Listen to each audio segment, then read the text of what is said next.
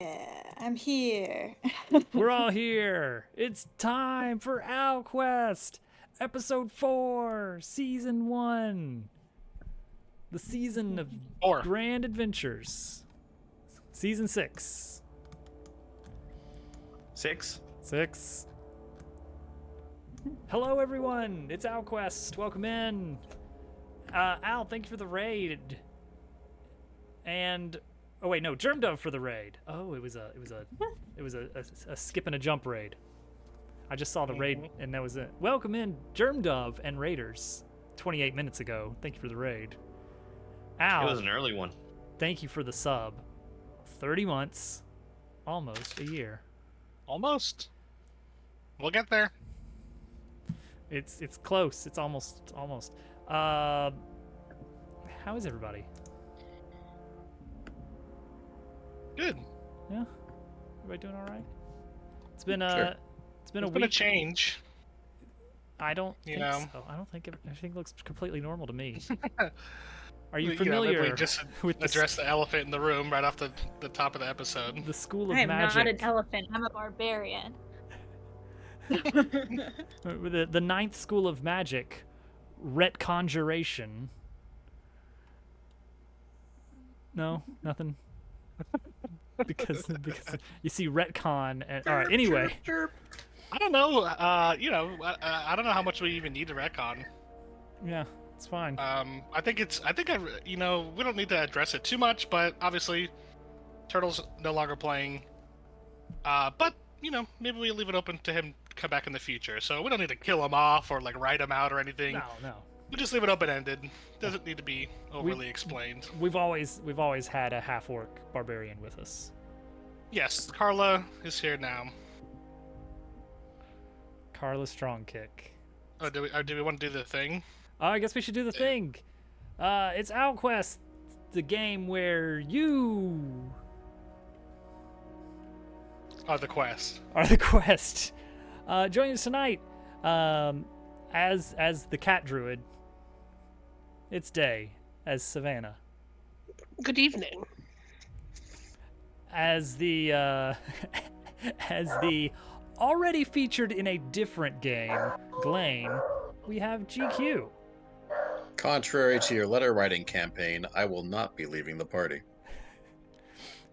As the absolute wild card, sorcerer Dagwin, we have Germ Dove.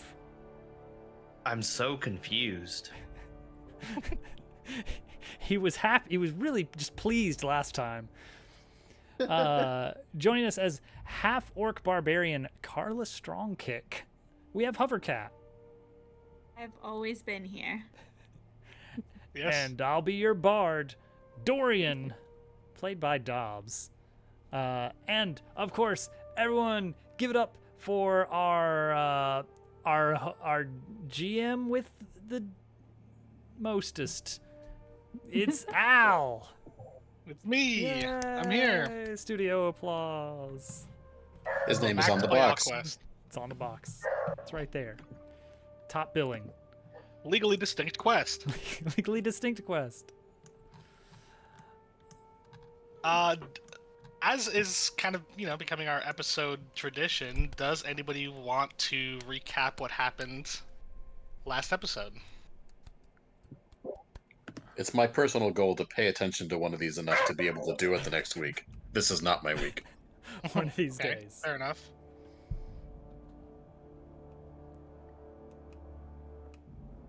Well, I already spent all of my note-taking resources. yeah, And I Yeah. don't think that you gotta recover Hovercat that. would be a good call for I mean, this I can one. recap. It would be There really was entertaining. an adventure. Probably Just been here the whole people almost time. died, but didn't. Well, Oh. we went hiking. Mhm. There was a yeti that tried to eat us. Yeah. The tinkerer guy's kind of annoying. There was an Oh, ice hold- block. Wait, Whoa. there's some It seemed very inaccuracies in similar this. to Owl. There's some inaccuracies in this. I don't know if all these things happen exactly as we remember them. Memory's a funny thing, Mhm. but I just remember there was the guy was just Billsby was just kind of rambling about a water puzzle, and I none of was us so cared. confused. He was And confused. and then there was a Yeti, and it just went on from there. And we lost our dwarf friend, or goblin, or whatever he was. Dorko's gone. Yes. I'll do a quick recap. Just a real. I'll try to make it brief. At the top of the episode, Dorian, due to some oversight involving the ancient key, was able to free Dorko, the goblin, for the chest, and they let him go with some cold weather gear to keep him safe out in the wilds. And we'll probably never see him again. He will definitely not show up again. But the party proceeded to go on the ski trip that has this long, ridiculous name that I guess we'll just take a look at that. Oh, that's the wrong map. This is the right one. There it is. Luxury Platinum, we already did that bit. Yeah. But this is sort of like a training for the party and how to work together and how to be adventurers. For better or for worse, there were some puzzles and some challenges planned along the way, but the party was attacked by a Yeti, and they had to fight that off. And it was honestly it got pretty hairy, no pun intended. Because of the Yeti. I would call it Because of the harrowing. Yeti. Yeah. Some wild magic manifested from our sorcerer, confusing half the group, and the group kind of barely defeated. I don't know, barely defeated, but some people had some close calls or were not able to do much during the fight because of all the chaos. It was a close. That's basically it. I think. Did I forget anything? Oh yeah, that's true. Dagwin almost ran off a cliff. He did almost run off a cliff. That's Mhm. true. That did happen. Huh. Let's get rid of this giant wall of text. Make it We bigger. can leave this here. I probably could.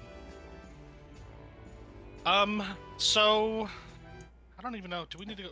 Oh God, this is what happens when you get rid of everybody's permissions. Well, you just hope that they A message. won't abuse it. I guess we're at the teamwork trail right now. You guys are still at this sort of. Let's go to that map just so we can sort of get a visual of where we left off at. I'll just switch the Yeah. map one more time, The Yeti. just so we can all. Except it's not battle music. We don't need that playing. Okay. Get rid of it. Dead Yeti. What is everybody doing here? I came here for As the team Yeti lies building, dead. personally. I guess Hovercat, this is a good opportunity to familiarize yourself with the virtual tabletop Oh, yeah, she here. gets to This, move around. this is your character here, Carla Schronkick, the orc lady. Okay. We're all pointing at her. Carla is a half-orc barbarian. And if you select your character by clicking on it, you can use like the arrow keys to move it around, or you can drag her around to move wherever you want to move on the map. So maybe you can let me know if that works. Yay! There you go. Nice. There. Bye, She GQ. can move. She's leaving. If you double click on your character, it brings up your character sheet. Oh, okay. So there's a bunch of tabs over like on the right side that I'll let you look at on your own time. Your inventory, your features, your spells, which you don't have to worry about. Mostly you'll be looking at, The punch spell. I guess, the actions tab. I guess is an important one because that's where you can do attacks from. Why don't you go ahead and make an attack, real quick? Click on a weapon, your weapon of choice, Okay. in the actions tab. Okay, so you have your hand axe. So in Uh-huh. the chat, you'll see the hand axe has been linked. You can click attack to make an attack with that. Okay. So click on attack now, and it'll ask you This dice just roll roll normal. will set the stage for Carla's adventuring career.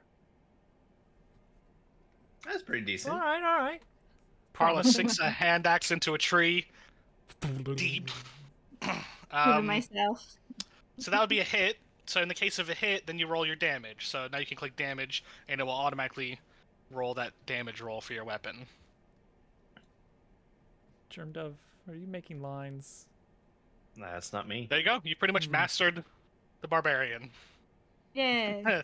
You've done it. Everything I could possibly ever need to do. There's a little bit more to it, but we'll unlock those Launch. things as we go. Obviously, Kick. you've played Barbarian in other editions, right? I So you're like have. familiar with the Yes. basic concept of Barbarian. Go into a I rage, am. hit stuff. Yeah, you're gonna be fine. Yeah. I haven't retained much D&D, but it's there somewhere probably.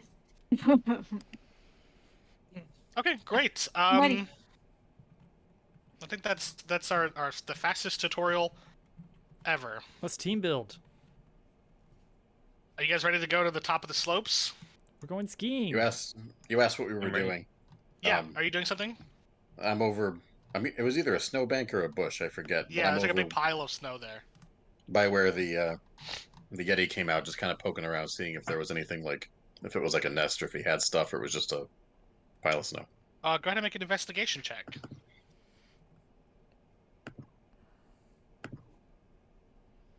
Ooh. What's something? Oh. I got excited and then I saw your modifier. Oh, he's at a -1 actually, but that's still pretty good. Is there something like what are you looking for? Just was it snacking on something? Does it have treats over there? Is there babies? I don't know. Just whatever it had. No, no. What's funny is like I actually made these little baby guys just in case we went in a direction like that. I had a couple little baby monsters, but I didn't plan on using them. I just took it and made it smaller, honestly. Oh no. But no, I don't think there's babies here. But you find some equipment, and you find a little shiny copper wrench down there. Oh, because it was all messing around up here and whatnot. I would like to take the wrench. Great. And You can have I a wrench. examine it to see if there's anything special to it, like an Arcana check, or is it just a wrench? A big you label can make an Arcana check. engraved says You can make an Arcana property check of on Brilby Barkbuckle. Do not steal. Another You just want to see if it's -1 magical. out of fire. Uh-oh. No. To your knowledge, doesn't seem to have any magic to it. Just seems to be a nice wrench, but not anything magical. A good old-fashioned throwing wrench. All right. Throwing wrench. Sure. You can have a wrench now. I'll throw it at Dupu next time he tries to get through the dark world. Great. All right. We're gonna hold on to that joke until this next week. Anything else? That's it. I think I did as much damage as I can do here. Okay, cool. You guys, Brilby says, "Well, I guess we'll just skip this portion of the test, and we'll move on to the top of the summit. It's a little short hike, and then we'll be right there. So you guys head out from here. Let's actually just go. Let's switch scenes one more time back to the back to this mountain because you guys finally get to the crest, the peak of the mountain here. You stand here looking down. The wind is whipping around up here. It maybe doesn't look exactly like this picture. It's like a ski slope. It has twists and turns and bends and trees and things. It's maybe not a one-for-one picture of what we're looking at here. This is just an image. But you have all your snow equipment. That was your first challenge, was to get. You have like skis and those like. It does have a special name. Those like things that you use to like steer yourself. The ski I don't know. poles? Ski poles, is that what they're called? Mm-hmm. It may surprise you guys, but as somebody who was living in Florida, I've never been skiing before. I've actually never been skiing before. I'm surprised. So this is where Not true even the true water imagination. skiing. Not even that, no. Wow. Man. But I've Famous for seen their ski movies. poles. So I think I know how it's done. You get the general idea. Brilby says that you're going to need to work together to get to the bottom of the slope. We're going to do what's called It's not normally how skiing works, but okay. No, on this team building exercise, this is the goal, yeah. You get to share one ski. Imagine. This is a skill challenge. A skill challenge isn't actually a thing in 5e. It doesn't exist. It's like a thing from 4e or something, or maybe even earlier. But basically, we're kind of like going to do an action set piece. These are used for like chases or like escapes or a lot of things, and we can get really kind of out there with it. There's going to be obstacles, and you guys are trying to succeed at a certain number of them. That I know how many there are. If you fail too many of them, there's going to be consequences. But it's called a skill challenge because you're going to pick one of your skills to deal with the obstacle. So we're not going to be an initiative, but everybody's going to have to go at least once. So once you go, you can't go again until everybody else is gone. So this is your time to get really creative, okay? Because it's not going to be like, you're not going to have anything on your character sheet that says, the solution to every problem. You have to get creative about how could I apply this skill, or maybe you take the other approach and you just think, how would I deal with this problem, and then we decide what skill matches that. Does anybody have any questions about how a skill challenge works? You'll understand as we get into it. I'm going to present you with an obstacle. You guys are going to pick one of you to take the lead on it and deal with it using one of your skills. Sounds good. Okay. Yeah. I found the place where my skills are, so I'm ready. Oh, great! Yeah, if anybody else needs help finding their skills, it's on the details page. So that's what we're primarily looking at now. Oh no, we're approaching a tree. Punch! I guess one thing Punches. before we And start, my solution to everything is going to be punch. it could be, yeah, it could be. You have other skills though. You have some. I do. decent I'm skills. very skilled. Intimidate the snowbank. Yeah. It is I one of my have best already skills. set a DC because this is the first challenge. I'll let you go ahead and I'm going to tell you guys the DC for every one of these obstacles is a 12. So it's not going to go up or down, but unless you if you spend resources, you could potentially lower the DC if you're spending a spell slot or a class feature, or if you're spending resources, up to my judgment, that DC could go down, or you could get advantage potentially and roll with advantage. So use resources if you have them, if you feel inclined to. Pretty useful to know the DC. In fact, Yeah. because Bardic Inspiration lets you look at your roll before you determine whether or not you want to use it. That's true. So maybe while we're preparing, maybe I'll just hum a little tune and maybe weave a bit of magic in there to give someone a Bardic Inspiration die. This is a great time to actually set up buffs and things, Yeah. because you know you're going into it. If you have things that last, 10 minutes or something like that, it could be. Mm-hmm. Let's give a buff. Let's give a Bardic Inspiration buff to Dagwin, because I feel like his skills are fine. But there's a lot of us in the party that are very good and specialize at a lot of things, and Yeah. maybe Strategic. it just seems like it's likely that it'll help. You guys have a moment where you're suiting up, you're strapping on your skis and getting ready, and Dagwin gives this Bardic Inspiration. So you have Bardic Inspiration, which is a D6, right? Yeah. Mhm. And he doesn't have to spend it until he sees the roll. Yep. So you have that, Dagwin. Anybody else have any buffs or anything? I have, I don't know if this applies, but I'm learning the game. I have dual wielding, and I'm using 2 ski poles. I love it. So, what does that do? I don't think that does anything. I don't think that does anything special in this case. I think we're Dang all it. dual wielding them. I think you're all doing one of these. Yeah, but I'm skills, good yeah. at it. You're good at it. I think that's I what like that the means. Is you just feel comfortable because you're very dexterous anyway. As someone with no magic or no other skills other than sneak attacks and cunning actions, I gotta say something. If we get to a situation and there's an obstacle and you convince me that being ambidextrous would somehow solve that obstacle, then yeah, maybe it'll come into play. But in this moment, you just have 2 poles. Aren't you really good at acrobatics? Oh yeah, Yeah. I have a +5 to that. I feel like that's gonna, as far as skiing goes, that feels like the natural one right And there. a +4 in athletics. There you go. Those are the obvious choices. All right. I'm sure insight could help ahead of time as well. I have this neat thing called feline agility. Uh-huh. It lets me double my movement speed till the end of a turn, and then it refreshes once I move 0 feet on a turn. So, depending on what I do, I can use it every other turn. So that could be kind of cool. I'd be really If you interested completely while stopped moving. skiing. If you completely stopped moving.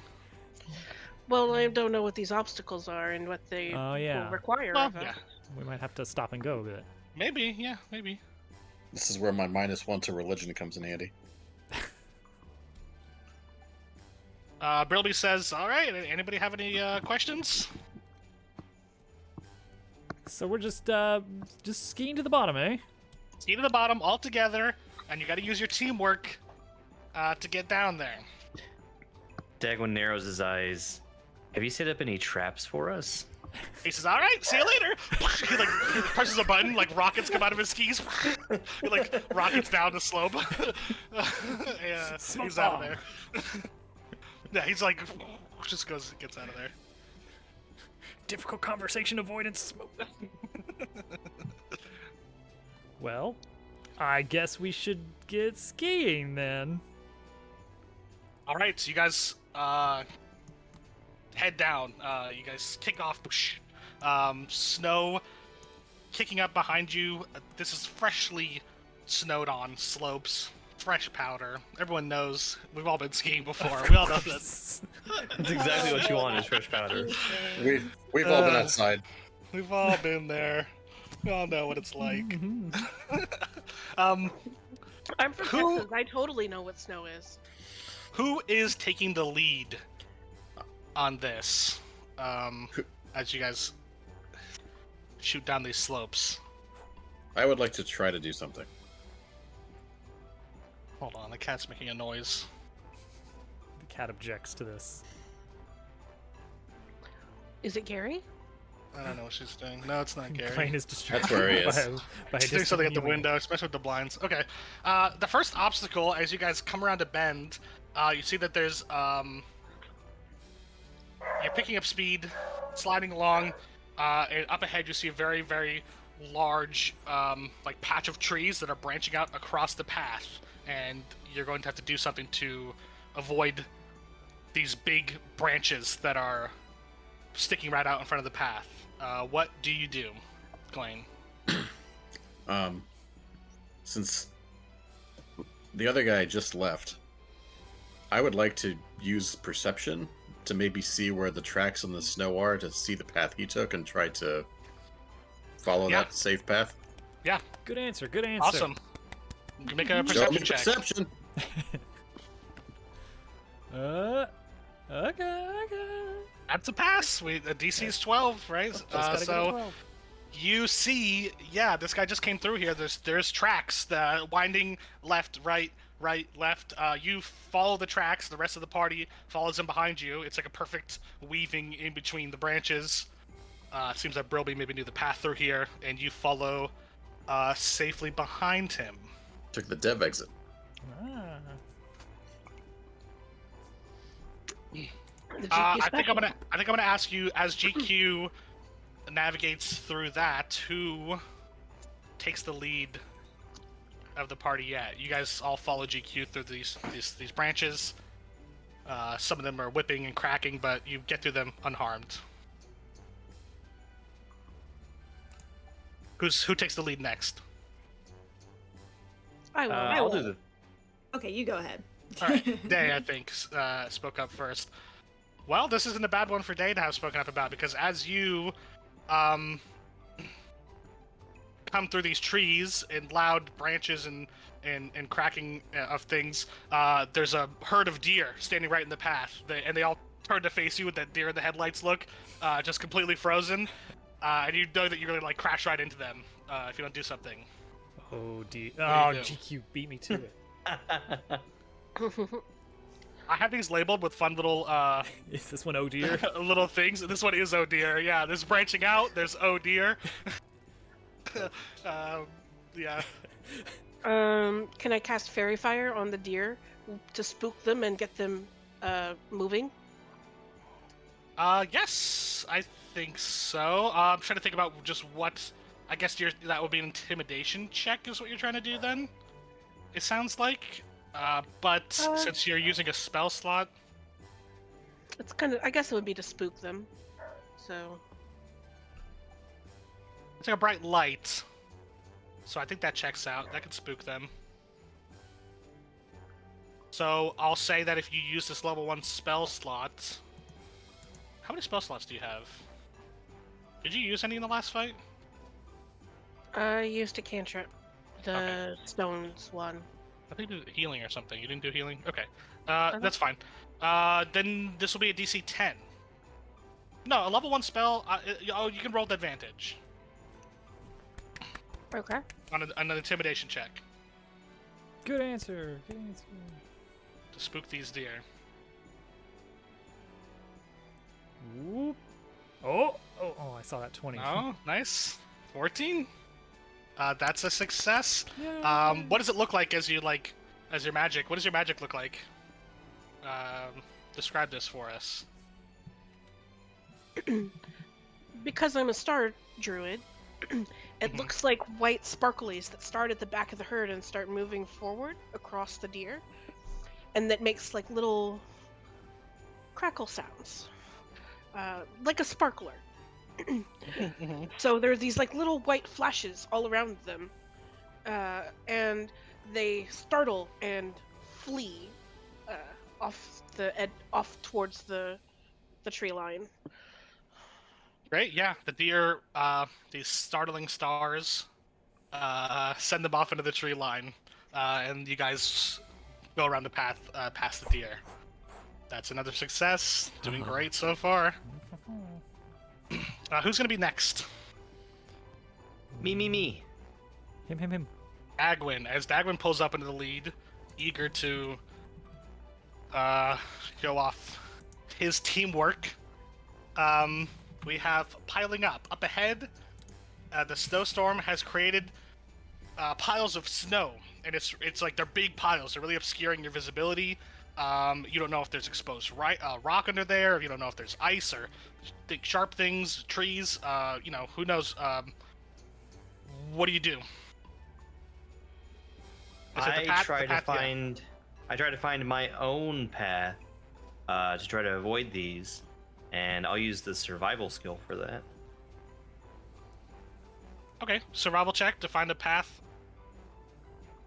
Predict the weather, avoid natural hazards. Yeah, that sounds like survival to me. Okay. Go ahead and roll survival. Nice. I think you guys are rolling really, really good. The teamwork. Makes the dream work. What does it look like as Dagwin finds his path? If you had to you can get creative with it. Like, what does he do on a 21?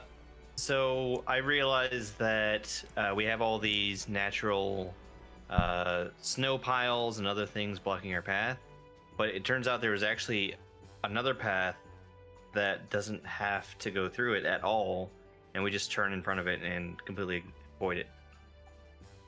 Yeah, you guys actually hit the tree line. There's like a hiking trail or something, like off to the side. Dagwin veers off, completely avoids the snowbanks before cutting back onto the main path. Very cool. Who's next? Everybody has to go at least once, and then there could be repeats. This one's not that long. I'll tell you guys already. Here, we're getting close. All right, I'll slide ahead here.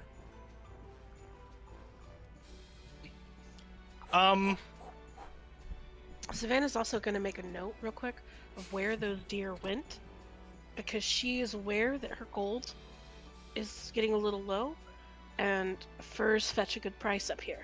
Mm-hmm. Yeah, thinking about those Can't hide spouts. from you. Thinking about Deer those hides hides. are real nice, yeah. So I know what So you she's- mean, she's but I gonna make- love the visual of you actually taking notes here. Well, Savannah already did hers, so she's just reading a book while you guys are in the front. The party circumventing these snow piles, Dorian takes the lead.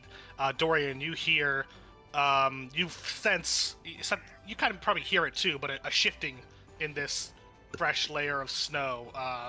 The snow cracks, all these piles of snow way up behind you, and begins to give way as...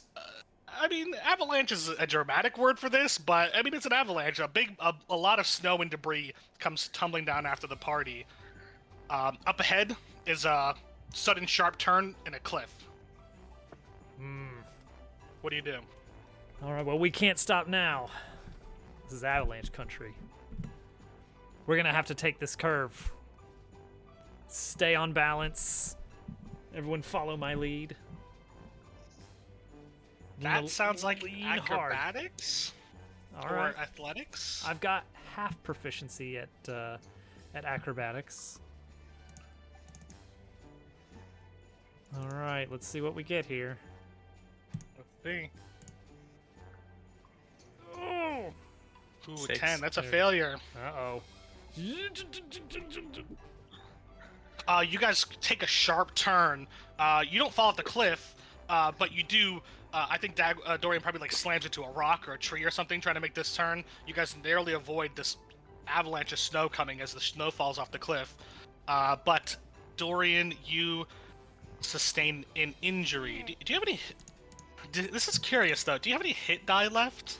Oh, almost certainly. After our short rest? Let's see here. Because we took a short rest, so you may not even have any. But Yes, if you do I have have a hit one die, left. well, you will lose your that hit die. All right, let's as see if you I can figure out how to hit this rock hard. do that.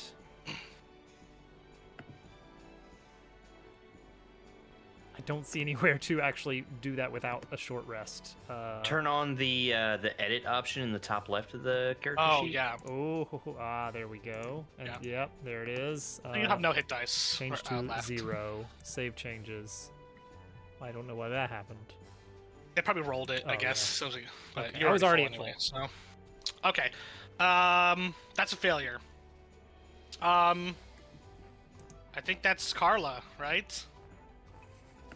Did you go yet? Yeah, I haven't gone yet. All right, this is gonna have to be you then. Carla, you guys cut left. You see, you're coming up to like sort of a straightaway up ahead. It doesn't seem like there's that many obstacles left, but you do see just off to the side is like a sick ramp. Oh, Sick. well. There doesn't seem to be any danger or any obstacle here whatsoever, but there is an absolutely insanely cool looking ramp. Ah, that if you only we could had that potion.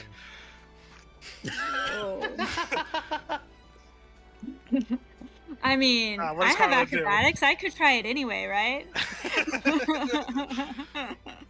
Yeah. I'm going off that ramp. I wanna build the team morale. No you know, self-respecting doing orc would something pass it up. Okay, great. I mean, orcs do work on feats of strength. We made that joke earlier. Yeah. I If gotta you'd do like, we could make this athletics. it. Okay, that sounds if it's good. maybe like trying to just get a lot of speed or something. Oh yeah. Go. Yeah, what does it look like as Carla goes off this ramp? That was totally it's- optional, by the way. It's real cool. She does a little spin, you know, lands nice and safe, Backwards and gives a little pirouette. like Backwards pirouette. sort of thing. Dagwin just can't Backwards help pirouette. himself. He Team, says, whatever our team is. Do you guys have a team name? I don't know that we Just start do. thinking about that. I would Carla expect does no an less from absolutely someone who's been here the whole Olympian time. move off this ramp. As you guys head to this like sort of straightaway that the race is starting to come to a... It's not a race. I don't know why I said race. You're not racing anybody. Maybe you're racing each other. I don't know. The ski slope, it's like you're just coming to a straightaway. It looks like it's pretty much smooth sailing. But before that happens, you hear voices shouting from the tree lines. You see pairs of goblins coming up from the tree lines, like pulling ropes. The ropes come out of the snow. What are these and, Home like- Alone goblins doing? Yeah. These guys looks like axe biters here, not the dog jaws, axe biters. And and these like spike traps come up out of the snow. Now this time you guys can. Somebody is gonna have to go again. And I told you what the obstacle was before you picked now, so you can choose who deals with this. I would like to reach into my coat near where I keep my daggers and pull out not a dagger but an ice knife and throw an ice knife at one of those goblins. Incredible. Which is a first level spell. That's true, and you've already used your Tides of Chaos, so I have. What I'm gonna need from you. Oh no. I'm just gonna ski away a little bit. Yeah, real quick though, before you roll that, I just actually need to look up when you cast a spell. Do we resolve the spell and then do the Wild Magic Surge, or does a Wild Magic Surge happen? I just want to look that up. We are That's a good moving question. at speed. Ski faster. He's gonna blow. I would love if this ended with a big explosion. That'd actually be insanely epic. The second party comes for this exact same adventure. There's just a crater. Okay, so here's the first thing I'm gonna need for you to do. Here's what I'm gonna do. This is going to be an attack. Right? Your skill you're gonna be doing is an attack roll with this ice knife. But because you're using a first level spell, like Day did, I'll give you advantage. So go ahead and roll that first, just to see if you succeed on this, and then we'll do the Wild Magic Surge, because you're supposed to do the spell first and then the surge.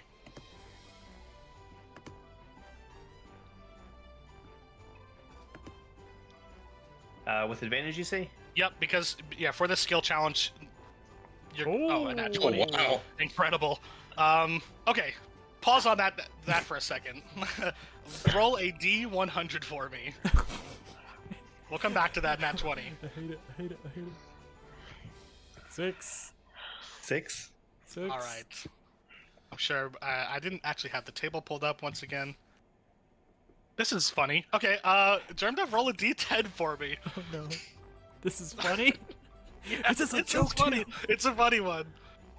2. Okay, this is not bad. It's not bad. This is but so nat 20 is obviously a success. You Dagwin. I don't know, Dagwin. What is this? You tell me. What does this look like? And forget the normal mechanics, but in this scene, this nat 20, this ice knife, what kind of crazy magic does Dagwin summon? It's like goblins dotting the tree line. Specifically about ice knife and not about the rest of everything that's happening, right? Yeah, ice knife. Yeah. So I throw the ice knife at the goblins, and it hits one, ricochets off of him, and then hits the other goblin who's holding the rope, and then it explodes.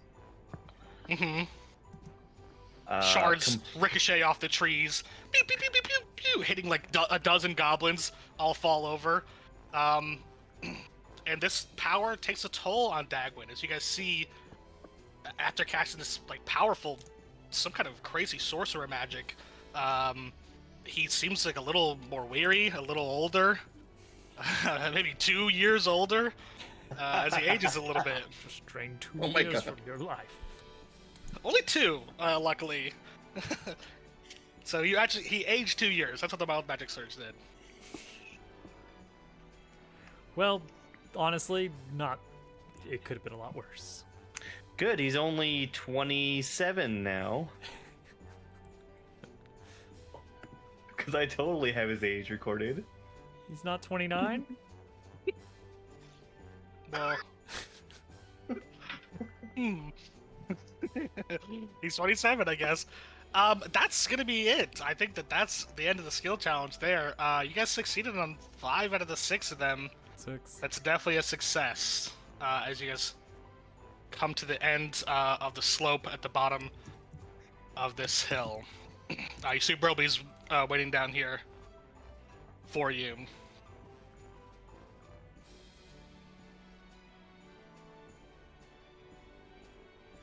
So yeah, Broby's waiting at the bottom for you.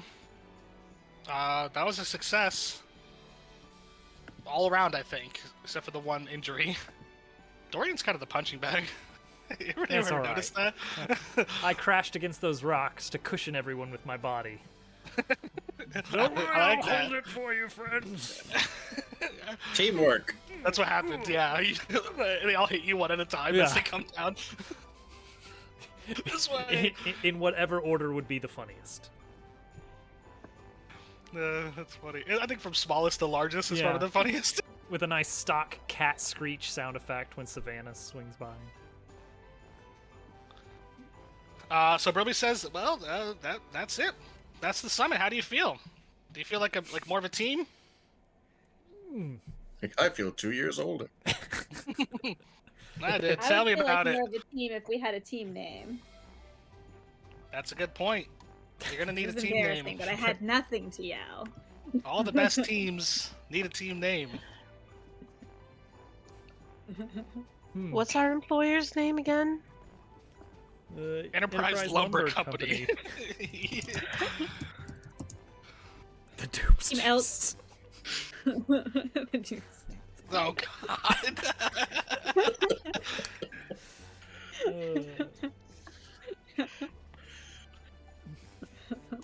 Enterprise Vanguard. I don't know.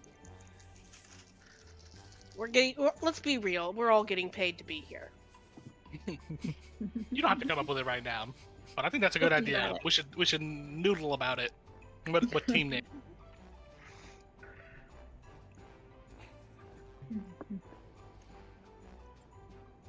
So what's the what are we feeling? Like, what do we want to do next? A hot meal. Out of the snow. Yeah, you guys want to return back to the lodge? Let's talk about like what the overall back to the overall plans of the quest. You guys are leaving for the lumber mill. I think in 3 days. I think was the thing. So you're on the first day. It was 2, I believe. Maybe there's 2. It might have been 2. Yeah, that sounds right. You're probably getting into the afternoon of today, like late afternoon, but the day's not necessarily over yet. This took a few hours, and the morning took a few hours. But I don't think the adventuring day is over quite yet, unless you guys want it to be. Team but, huddle. Yeah, you have some leads. Do we want to go over to the cat food ruins and see if we can track down this druid mystery? Let's I see. believe they were Purina, was it? Prorina. The Purina. He says, "Oh yeah, the Purina ruins." I think that there's a different name for it. Hold on, Broby would know this. He has some information on this for you guys. The Purina ruins. Okay. We didn't talk about it too much, but he says, "Oh yeah, the druid. These some gnomish expedition. They wanted to set up in the ruins of Purina. They called it New Spindlestone, but they didn't do too good. Sort of the elements have taken back over and the wildlife has moved in, but they had the Flute of Nature's Call. That's what you can use to summon the druid, so it should still be there." He says also, if you're looking, I heard you're looking for information on Prometheus and the goblins. Boy, Broly's just full of at- information. at the Kaidon, we talked about this at the Kaidon Hot Springs. Goblins were spotted going at that location.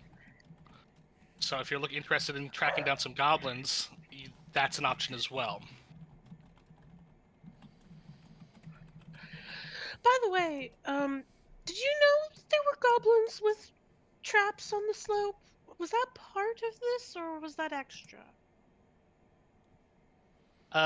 He says, "Oh yeah, that was a part of it. Yeah, that was part of it. Were they employed? Absolutely. Why? Are they okay? Absolutely. I'm sure everything's fine. Okay. I think that now, since Turtle is gone, I think that this information about Prometheus I will just pass on to you guys. Okay. All right. Or maybe Carla has it. Carla's background is a bounty hunter, so I don't know. Maybe she's also hunting down these monsters. If that's something that Hovercat thinks she might be interested in. Oh yes, she's interested in anything that pays. Okay, I'm gonna give you guys the list that I had given to Turtle. I'll post it in the Discord Ooh. for you guys here. Um, based on some of the clues you've gathered, I think you're suspecting that Prometheus is a Cyclops. So I think that I'm just going to give you that that information based on some things that have been said from Dorko. Escaped monsters. Escaped from where? There was a caravan of monsters that were headed to an arena in Mirabor, for adventurers to fight and things. So they're transporting in these monsters from far off lands. These are monsters that are not native really to this area. But something happened. There was a big incident, and they were transporting a ton of monsters, which seems like bad. It stands out to you that there were so many monsters all in the same place at the same time. Huh. But I mean, that's part of it. It seems to have been poorly planned, and the monsters got out. Well then, here we go. But also, like the term monster is used a bit loosely here. In the world of D&D, maybe there are some creatures, maybe like the Yeti, who's like kind of all it does is like kill things and eat them. That's pretty much a monster. But some of these things you guys might know are not entirely unintelligent. Anybody who wants to, and if you have curiosities about other monsters, we could talk about that. But anybody who wants to, give me a history or a nature check about Cyclopses. Like, what does this group know about Cyclopses?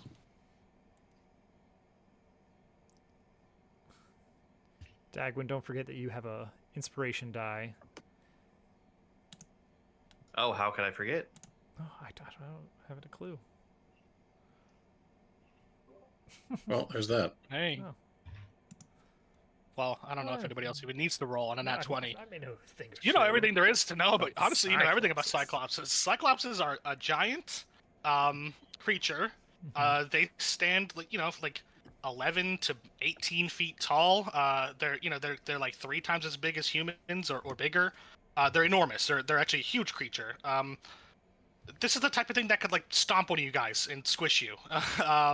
It's not. The Yeti was like small fry compared to one of these guys. But the thing about Cyclopses is they have some notable weaknesses, myths and things and stories that you've gathered in your travels. You know that like one guy was said to have like tricked the Cyclops by pretending to be like a ghost, and like Nobody another could do guy that. like. Sometimes the Cyclopses can will trade for artifacts. They covet magical items and things, so they can be like they can be reasoned with to an extent. They're not smart, which is probably an advantage. Brute force is going to be difficult for you guys to kill a Cyclops. You're either going to need a plan. I don't know, stealth. Yeah. Trickery, allies, or something. You guys will have to come up with a plan, and then we'll pursue that plan. Could all wear eye patches and be baby Cyclopses. It's not something. Yeah, that's a genius idea. I'm fully supportive of that. Let's do that. Did a lot of research on Cyclopses while I was writing a play a few years ago. Picked up a few things. They can be they're not religious, like they don't revere the gods, but they can be very like superstitious and convinced of supernatural things. It seems to be a theme among Cyclopses. Like they get they're afraid of the gods, but they don't revere them. They're not so just a little suspicious. they're yes, they're super superstitious. They can be convinced that there's miracles that are just trickery, or you have more power than you seem to have, or they're susceptible to trickery. It seems a lot. I can do this cool thing where I turn into like a star formation. That's pretty chill. And I bet we could convince them that's like some really powerful stuff. Yeah, potentially something like that. Yeah. I guess the biggest obstacle for you is you don't know where this guy is, and I think the biggest lead that you have on that is that he's committing the goblins. So you find the goblin leader, you could potentially get to Prometheus, which I think was established like in the first session. Yes. Or maybe the druid helps you find Prometheus. You know, maybe we can go a lot of different directions with it. Just like however you guys are feeling like pursuing it, I would vote they be our we first can figure that out. order of business. Because if we don't make them our first order of business, we're going to go do other things, and then they're just going to show up because they know about us. Who, the goblins? Yeah, because they have what's his name, Mhm. Dorko. I mean, it seems like they're running rampant in this area, especially based off information that was told to you by Dane Deepvein. He said that there was like dozens of them raiding the lumber camp, and that could be, you don't know how many that is of their total numbers. Let's make their numbers less. So, whatever we choose, whatever we end up doing today, I am pretty spent on resources. Mm-hmm. So I won't be a ton of help for healing and such. So keep that in mind if we're getting into something dangerous. Maybe we're just hunting deer. I don't know. You know, it would be nice to put some more gold back in our pocket. Maybe we should go after some deer. The tale of Dorko. A sordid tale.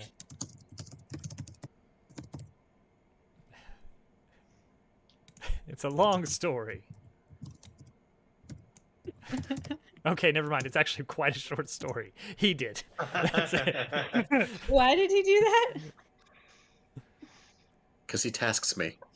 I'll be right back. I Sorry, don't I'll be right like back. him. The cat is making another noise. I gotta go check this out. I do not like the goblin. I put him away. We didn't trust him.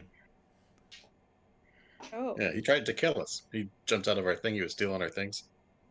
So we didn't trust him, but we were staying at a luxury resort, so Glaine's solution was to lock him in a chest. It was genre savviness. We're taking a monster into a luxury hotel. What could go? Nope, I'm putting a stop to it. Put him in a chest. Of course, he was still creating a problem there for all of us because he stunk. Okay, I'm back. What do we decide? Do we make any choices? We're just reminiscing. Oh, talking about Dorko, I heard. I think. Are we all on board with just doing some light hunting? Yeah. So you want to try to make some money hunting some animals? That sounds fun. I'm a little winded, but happy to join the team for such activities. Okay. So let's make some kind of roll. Hunting deer. What is the That would mechanic be for hunting some deer? Nature check or survival check, I guess, to find some deer? Probably somebody? Probably survival. Probably best to be me. Yeah, survival for hunt wild game. So let's get a survival check from Savannah to see if we can find any deer. Or I think you can find deer. I think it's just a matter of like time, maybe, like how long this takes you guys. Well, we saw where they Okay, went that's the off, rest of your and day. the fairy magic should be just wearing off, because it lasts for what, an hour? The fairy fire, or is it 10 minutes? I don't remember. That's a good question. Fairy fire. Let's look at that spell real quick. So literally, there should be some glowing deer somewhere on this slope. It's concentration up to a minute. Okay, so that's past. Yeah. Yeah, that's probably passed. But we know the area. And Yeah, I think that because you saw some deer earlier, maybe we can say that that's advantage since you already have an idea of where some are. — 17. Yeah, you find you guys are tracking through the woods, and you come upon some deer. Roll 1d6 for me, Savannah.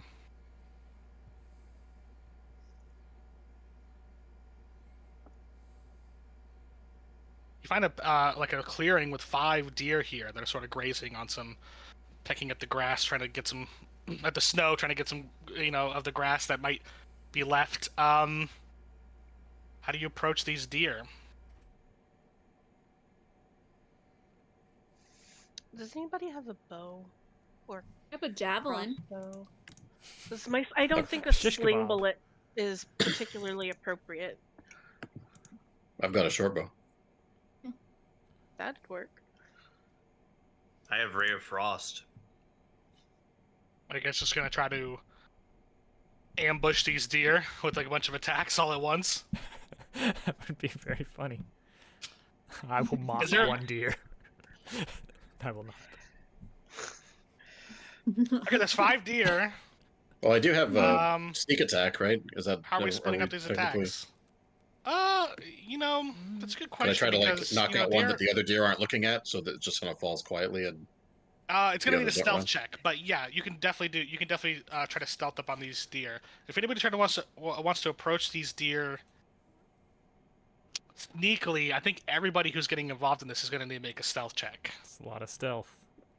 I think if anybody fails it, it's going to alert the deer. The weakness of stealth is numbers. well, only the ones of us that are going to try to stealth it, not all 6 of us, right? If you want to like get in here and fight these, okay. Well, here's what I'll tell you right now. The deer, yeah. If you're gonna make attacks on the deer, stealthily, everyone's gonna have to pass that stealth check. I think is what it is. And So if you that's- want to get involved in attacking the deer, I need a stealth check from you right now. Yes, I would like to do that. All right, Me I'm too. into. Yeah, go ahead and make stealth checks. Normal? Normal stealth checks, unless you have Oh. something Ooh. that can Okay. do otherwise. Ugh. 18. Yeah. Oh no! There it was. Bad cat. I'm just not even gonna roll because I know it only takes one bad roll. Are you getting in on this, Dorian, or not? I guess I can beat 7, so sure. I won't feel like it's my fault. Well, I'll just let you know right now that the deer rolled a nat 1 on their perception check. Yeah, everybody can, however you guys are going to ambush Right. these 5 deer, let me know how you're splitting up these attacks. Like, is everybody attacking a different deer? And you can make these attacks with advantage. You can get like a surprise round, essentially, on the deer. Should we just all choose a different deer to attack? And that way, as long as, just try and go that well. That Yeah, I'll route? go for Yeah. the ugly one. But they're I'll all go for the ugly. prettiest one. I'm going for that one. I'm going for that one. All right. We've all picked our deer. I'll go for whatever one is left. No. Okay, but there's 6 people. Okay, never mind. Sorry. 6? There's 5, yeah. So everybody's just attacking a different deer. Okay, great. Everyone make an attack with advantage. Because you're getting stealth. You're stealthing up on these guys.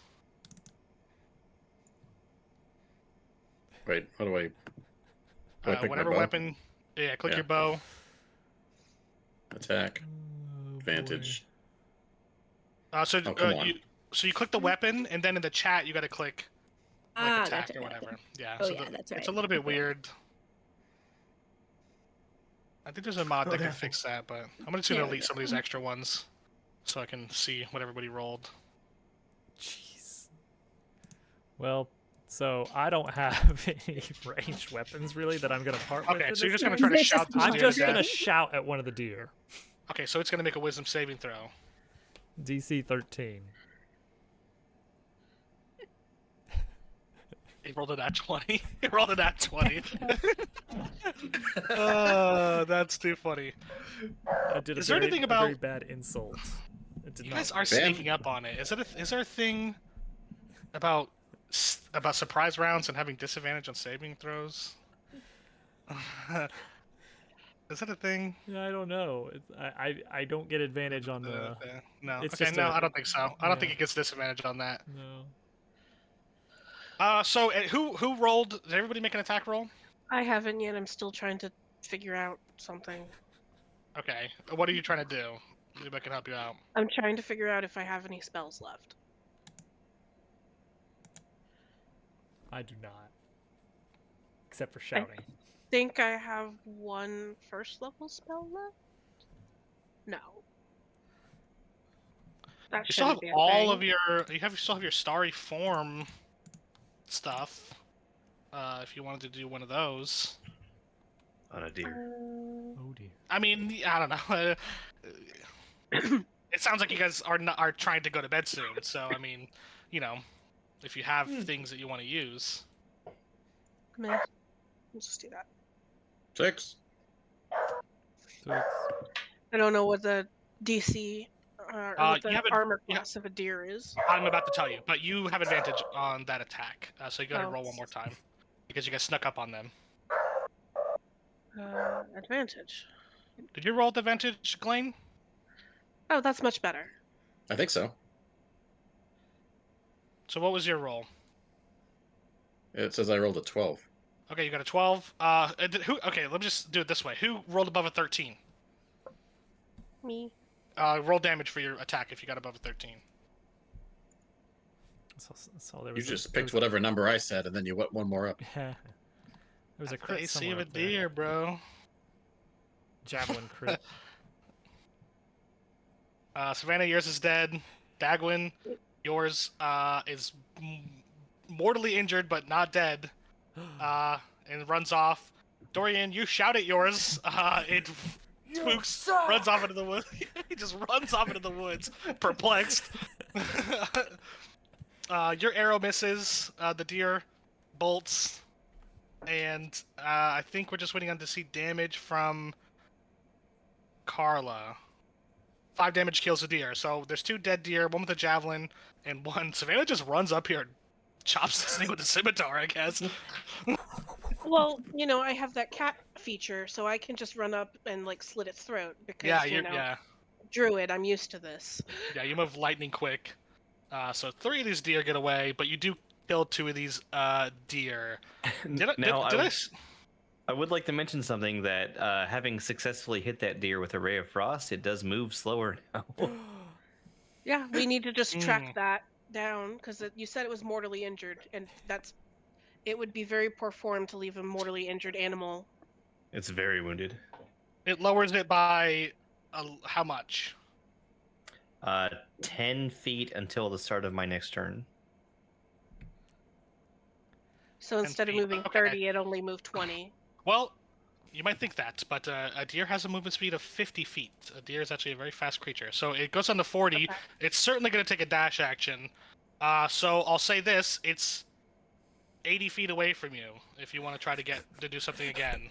If I can get with a range of 80. 20 feet closer, I can shout at it.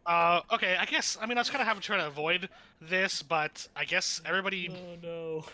Roll initiative to see if this deer goes before you guys. I guess let me add everybody on it. If you're gonna try to, just a quick one. This is gonna be like a fight, but just to see what the order is here, because now that we're actually entering into a real round, we need to. Okay, this deer's. Sorry, this is not the right deer. This deer's dead. Oh dear. What do I roll for initiative? So if the deer gets high on initiative, it might just be gone. On your character sheet, it's gonna dash 100 feet away. Right below the portrait, there are 3 numbers there. It's the left one is initiative. You can click on that. Oh, okay, I see. Yeah. Oh. Okay, so actually Carla is the only one that rolls higher than the deer on initiative. So this deer, it looks so close to dying. It's like limping away, but it's going quickly into the woods, trees. I guess you can attempt to do one attack on this, if you'd like. Okay. Carla. I have more than one javelin, right? Like I can throw another one. Yeah, you should definitely have. Okay, I'm just gonna throw a javelin at it. You could have recovered your other javelin, I think. Well, maybe not actually. Because we went right into initiative. But you have more than one. I'm sure you have more than one. Standard, I think, would be 3. Yeah. You have 4 of them. I'm looking at. Okay. Do I do normal or advantage? Just normal this time. Okay. Oh. Okay, the javelin goes wide. This thing takes a dash action and goes 100 more feet on its turn. So it's like 180 feet away. It's getting like 200 feet away. Dagwin, do you have something with that range that you can you get in range? What's Ray of Frost? 60 feet? No, I don't have anything that actually does damage with that range. Do you have something that doesn't do damage? I do have something that doesn't damage with that range. I have dancing lights. I could 120 feet. a vaguely humanoid form of light appear in Ooh. front of the deer and try to spook it back towards us. It'd just stop and stare. Deer in the Torch-sized headlights. lights. So, yeah, I mean, I think maybe you can. Interesting thing about this is that as a bonus action, you can move the light 60 feet. So it has a range of 120, and you can move it with your bonus action 60. I think that's like exactly the 180, right, that you need to attempt this maneuver. So using the dancing lights, I'll allow you to make an intimidation check. Sweet. And if you intimidate this deer, it'll turn back towards you, and you guys can just kill it. Like we won't do any more attacks. Okay, it's gonna roll. I guess this is gonna be against its insight, so it needs to roll like a nat 20 basically here. Not likely. I'm not even lying. It rolled a nat 20. I'm not even lying. It rolled a nat 20. I didn't show the roll. I wish I had. It rolled a nat 20. The deer's gone. This deer's gone. Well, let's collect our Sorry. various javelins. I'm glad we went into combat for that. You get your javelins. Yeah, you're fine. Don't worry about those. If So it was we just have a two little bit... deer. We can Now- skin them, sell the hides, and see if anybody wants to buy the meat or donate the meat to the inn, so that Yeah. in exchange Yeah. for rooms for And the they're night or whatever. pretty shish kebabbed. Yeah. Yeah. I think no roll necessary. You did. This was all the rolls we needed. So I just need to make a ruling on how much are these deer worth. You skin it. You get the hides and the meats. Let's say. I think this was Days. Who killed these deer? Who were the two people actually got to kill on these deer? It was Day. Yeah. Me and Carla. And Carla, yeah. Both of you roll 4d6. Okay.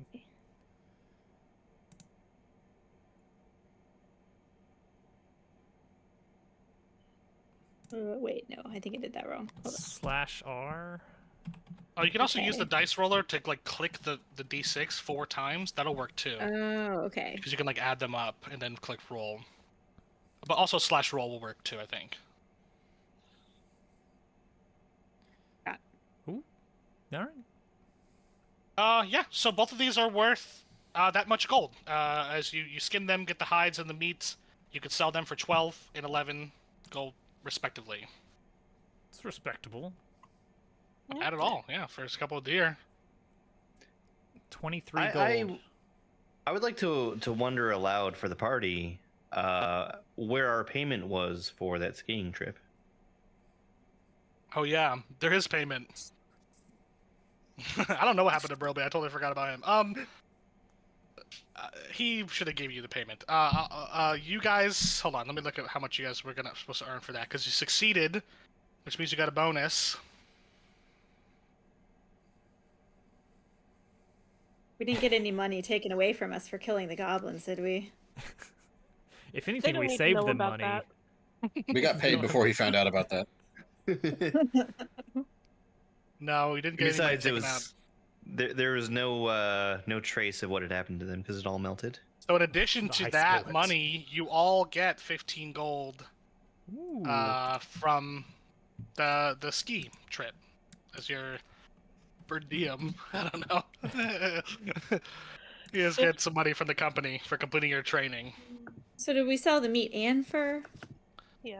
Yeah, that's the total money for Okay. made Just making sure. from selling both. I didn't need to eat some Once you guys go back to venison. the lodge, technically you don't get it till you go back to the lodge, but yeah, I mean, yeah, we'll just like, Where else are we gonna use it? yeah. You guys did already make a deal with the merchant for hides and things, so that was like already established. So he's good for it.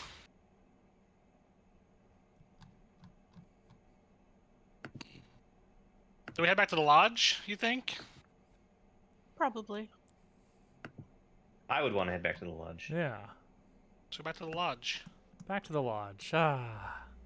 Warmth. You guys get back into the warmth Lord. of the lodge.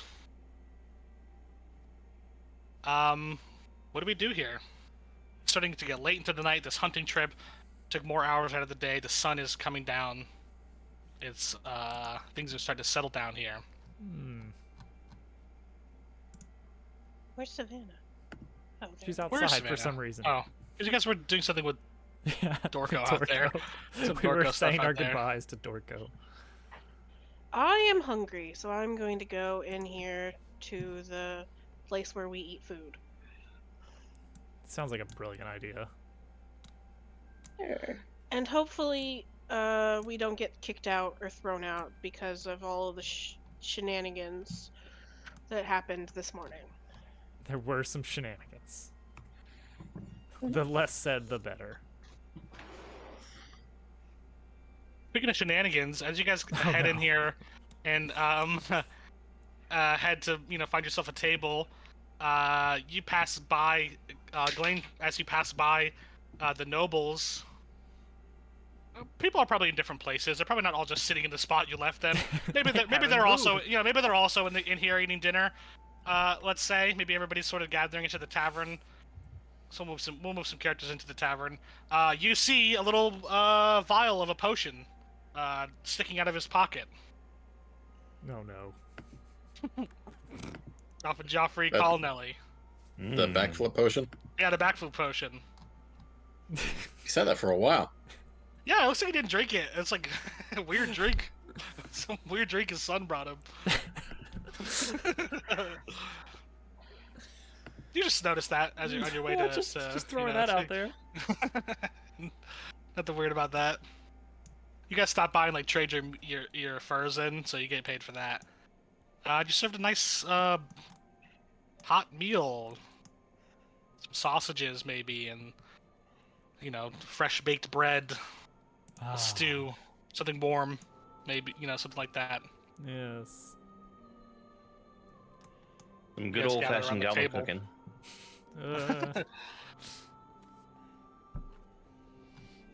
I've heard of goblin cooking, and I don't know. This is great, just like Dad used to make. It's like Dad used to fish out of a hole in the wall. It's classical goblin cuisine. Like it's high grade goblin cuisine. Are you supposed to eat the tail? It's insulting not to. Well, don't forget to stab the eye with it first. I miss the city. Yeah. I mean, I don't know. You guys enjoy a nice dinner. Nice. Does anybody do anything else? Does anybody want to talk to anybody, or does anybody want to try to gather information, or I'm just gonna be keeping I an don't eye know, on shopping? Blaine. I would like to open an investigation. Oh, Oh, no. Okay. that sounds official. Savannah, before anything crazy happens with Glenn, Savannah takes notice that Dorian's struggling a little bit with his dinner, and she's just going to fiddle on her belt in one of her little pouches and just kind of slide under the table to Dorian a little packet of herbs and be like, "This will help you eat this." And just kind of quietly. I'm gonna raise an eyebrow, but ultimately accept, because Savannah has been like the one person who hasn't outright almost killed me this trip. It's And it would be a literally shame just for her to be left out. it's just some herbs, like just a packet of dried herbs, and Oh. it's literally just something to like settle your stomach. Here comes the You bar buddy. You recognize it as a common like anti-nausea thing. It smells familiar. It's not something weird to you. Where's our orc? Yeah, the bar I don't buddy. know. I can't figure out how to get my person Oh, over you're up here. there. I'll move you over There here. we go. The Oh. bar buddy comes around and fills up your drinks. He's like sloshing beer like all over the place, like spilling on the floor and stuff. Still Fill her don't- up. Still don't feel like we've gotten a great feel for what the bar buddy is, but we're just kind of not questioning it. Well, you can He call does me seem to Barry. be in good spirits. It's Barry. Yeah. We have said that one before, but Ooh, sure, yes. Well, we can say it once per long rest. We can make that joke. It hasn't recharged yet. All right. What is Glane up to? Barry, he's just like a construct that's full of alcohol, Yeah. What of it? and he has a soul. Like, it's not that Whose weird. soul? He got a soul. Why are I we was told questioning not this? to ask that question. Yeah. Don't think about it too hard. Don't ask, but what you don't want to know. He's the full person, but he is just a barrel full of alcohol. It's my barrel He pays OC. taxes. What are you saying, Blaine? You wanted to do something? You were He's gonna opening open an investigation? investigation. Yeah. Sorry, I forgot about that. Yeah. What's going on? So, I haven't forgotten that somebody who works at this frickin' inn tried to get me to steal something from the room of someone who's staying at the inn. That means that either the inn has someone who works for them that is secretly a thief, or that the whole hotel is run by some kind of thief I situation. mean, you know who gave you the job. Well, yeah, you're approached by this employee here, whose name you only know to be Service. She's a tiefling.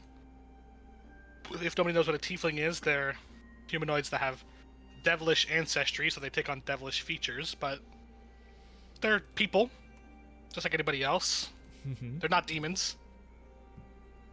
Yeah, But some- yeah, I mean, yeah, it definitely is maybe notable that somebody who works here also seems to be a thief. Yeah, I mean, I think that Well, I mean, if from they- your career as a thief that thieves tend to hide, in plain sight. And Go strike up a And things like that. conversation. But, like, if the whole hotel, the inn, is run by thieves, then we should know that our stuff might be at risk. Like, Our vast riches of Yeah. a Okay, so goblin you and wanna- a chest. so you want to investigate to see like how deep the thievery goes here, is what you're saying. without going somewhere you where love I'm gonna goblin be stuff. like, what are you doing going through our paperwork? Or I just kind of want to look around and see if there's any like secret passages or signs that this place is not on the up and up, or if it's just her, so I know what I'm dealing with. Okay, great. What you can do, I guess. I mean, it depends on how you want to go about this investigation. Like, do you want to go try to like sneak in and find some paperwork? Or are you just looking at her and trying to glean something off of her? Are you I going already know around that touching the walls she's- looking for secret passages? Yeah, kind of looking at if I was running a place like this, where you would put things that all the employees would have access to, like, kind of look for suspicious things that are out of place that nobody else would notice. I don't want to be caught in some kind of employees only room where they're going to arrest me if I go in there. I'm Also- looking for. Just reminding everybody that there's a law enforcement officer sitting at that table over there. Yeah, but he's very small. Okay, that's fine. What you can do is you can either give me, and it sounds like you want to do an investigation check. That's what it sounds like. Investigation sounds like what we're dealing with here. So give me an investigation check. With my -1. Here we go.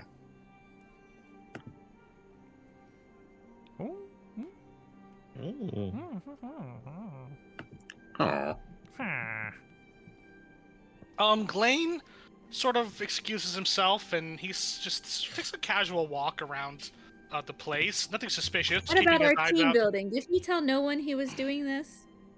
I don't know. Did you tell no one he was doing this? He's not doing anything What, illegal. He's not doing I anything can't look? illegal right now. All right, It's hang just- on yeah. now. Hang on. I got something for this. So I specified I'm kind of keeping an eye on Glane. Uh-huh. And as I see him like skulking out, I'd like to cast message. Mm-hmm. I'm just gonna point at him, just kind of, a little bit, not obviously, and just whisper through my magic. You're not gonna get us in any trouble, are you? So message is a spell that lets the user send a telepathic message. Technically, they have to whisper it as a verbal component, but you hear it in your mind, and you can reply as well, like one sentence, I think. It might have some... just as a message. So you can reply to him telepathically, basically. Glane. I pull out my daggers and spin around. Wow. I have never experienced that before. I don't know he can do that. Yeah, I mean, valid, I guess. Valid. No one's around me. Yeah, and I'm just sitting there at the table with my eyebrow raised at him. Do you say anything? I You didn't think say anything. anything. I might think things that I can't say in this stream, but I don't know where that came from, and I'm looking around for a threat. And I heard this voice while looking for secrets in the inn. Yeah. I was gonna say, I don't know if that obfuscates your investigation at all, having somebody Yeah, I guess messaging you. this raises questions about the nature of the spell itself. Does he immediately gain an understanding that reply is possible? You know what? Glenn, roll an Arcana check for me. DC 10. Natural one. Perfect. As good as a one. You understand that somebody is using a spell to communicate something to you, but yeah, you're not sure about how to, respond to this. It's not immediately apparent. All right. Well, once I turn around and So I don't know. since no one's there, I just kind of put my daggers back away and stay on guard. Well, that wasn't suspicious at all. Well, I gave him an out. He's not doing anything illegal or Nothing anything. yet. Yeah, he's just walking around and looking for secret passages. And you're like going around and you're like, just examining things like this, like some art hanging up around here, and there's like trophies and things like that. So you're just like looking at these trophies, and it doesn't look, you're not doing anything bad. But as you're going over here by the fireplace, you do see that like this beautiful bow hanging above the fireplace. And Priya, you hear a voice speak from behind you, and she says, "Oh, are you admiring my husband's bow?"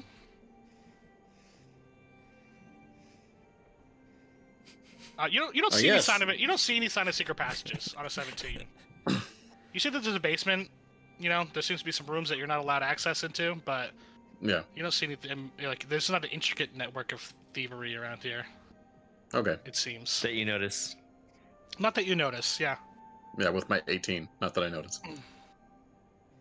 She says, yeah. Oh, my husband Owe, my late husband. Owe was a great hunter. All these trophies you see here, they're all from him. I saw you brought in some deer hides. Yeah, I suppose some of your group must be hunters too. Yeah, none of those were brought in by me. I just had this short bow that I've been using, so I wasn't able to take any of them down, but fortunately we brought in enough. She says, "Oh, do you practice archery yourself?" I dabble. I have a sword and some daggers, but... What? Dabble. I was just making a joke. Dabble. I was like, what you say? But, I do have a bow for those situations where I can't get in close.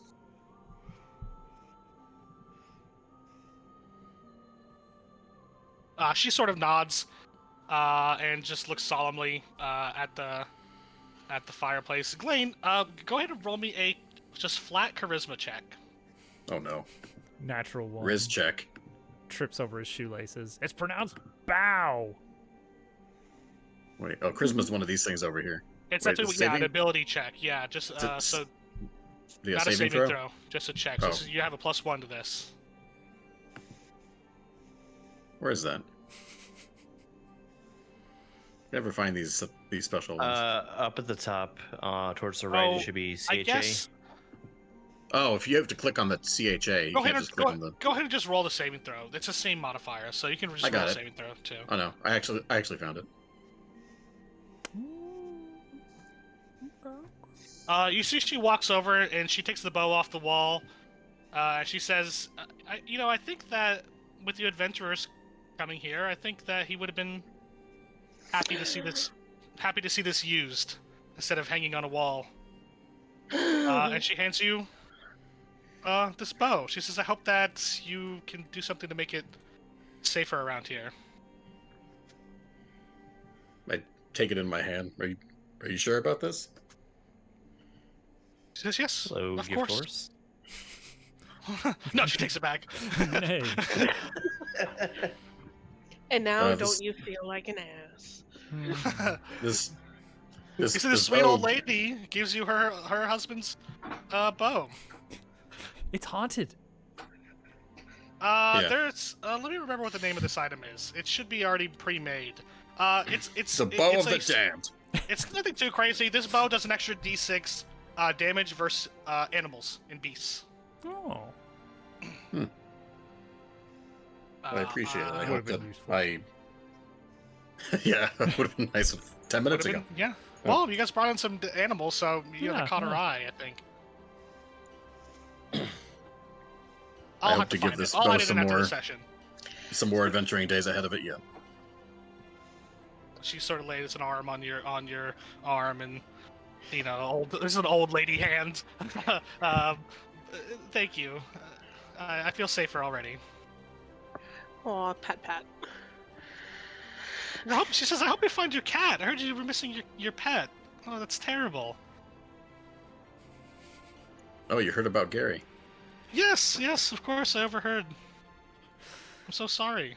The deep lore.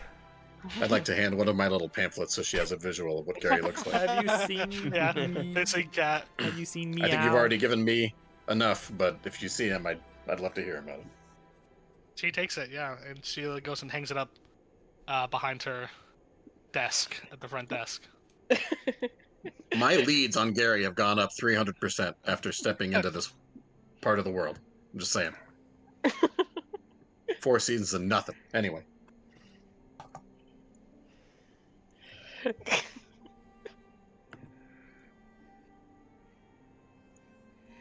Glaine's thirst for information about this place is quelled, but I'm still very wary of that.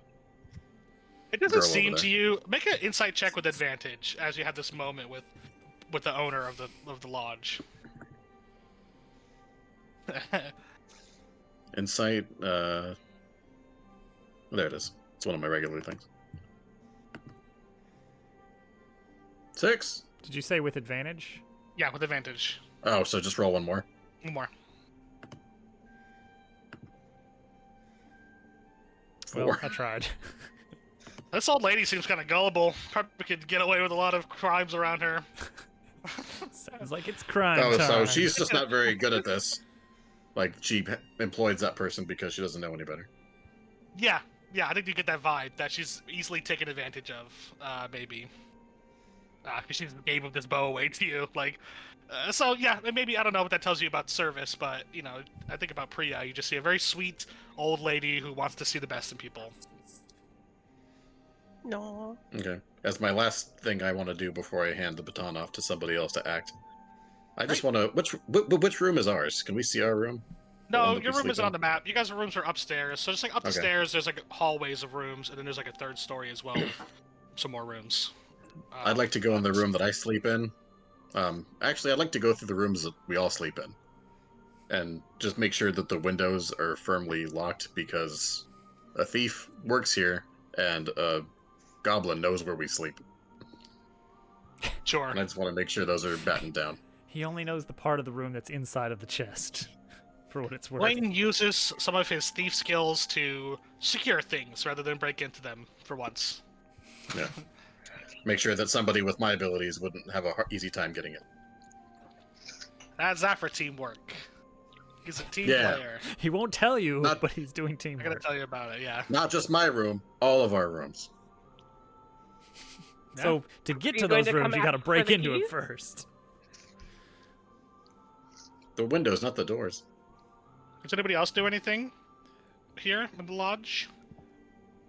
We can be here as long as you guys want. If you have things you want to do, or we can always move on. It's really up to you guys. Is anybody doing any shopping with your new money? I mean, there's not Well- anything too crazy here to buy, but I don't Basic want supply. anything Krim has. Is there anybody else selling anything?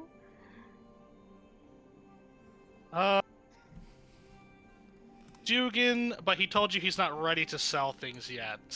So potentially Dugan, but I think you guys already asked him about it. He said that earlier today he's still assessing his stock.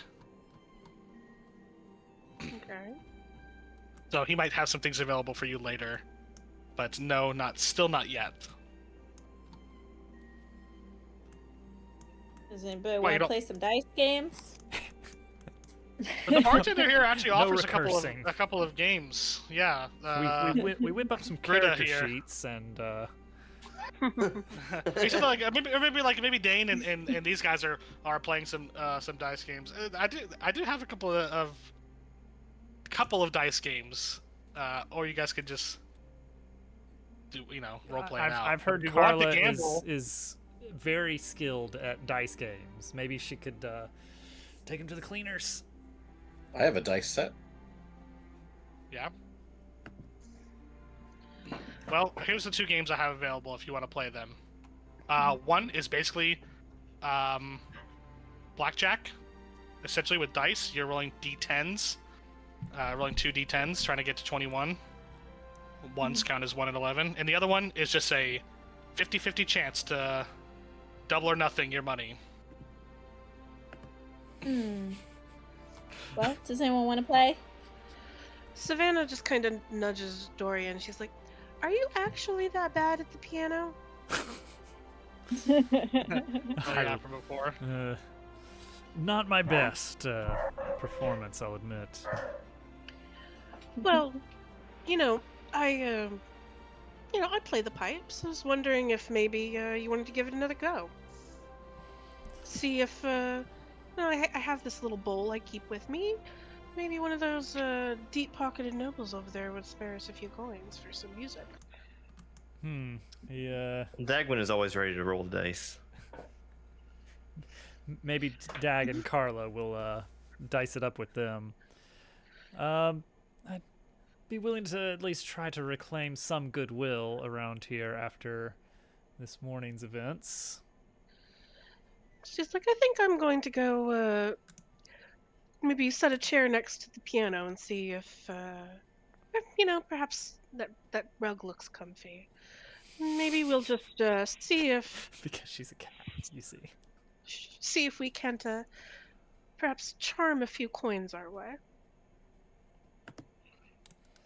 That'll give our characters something to do while. You guys want to do like a little jam sesh, and you guys want to play Yeah. some dice? Okay, which game do you guys want to play? We could play a dice game. Would you rather play 21, or do you want to play heads or tails? Oh, it's up to you, Dagwin. Play what you want to play.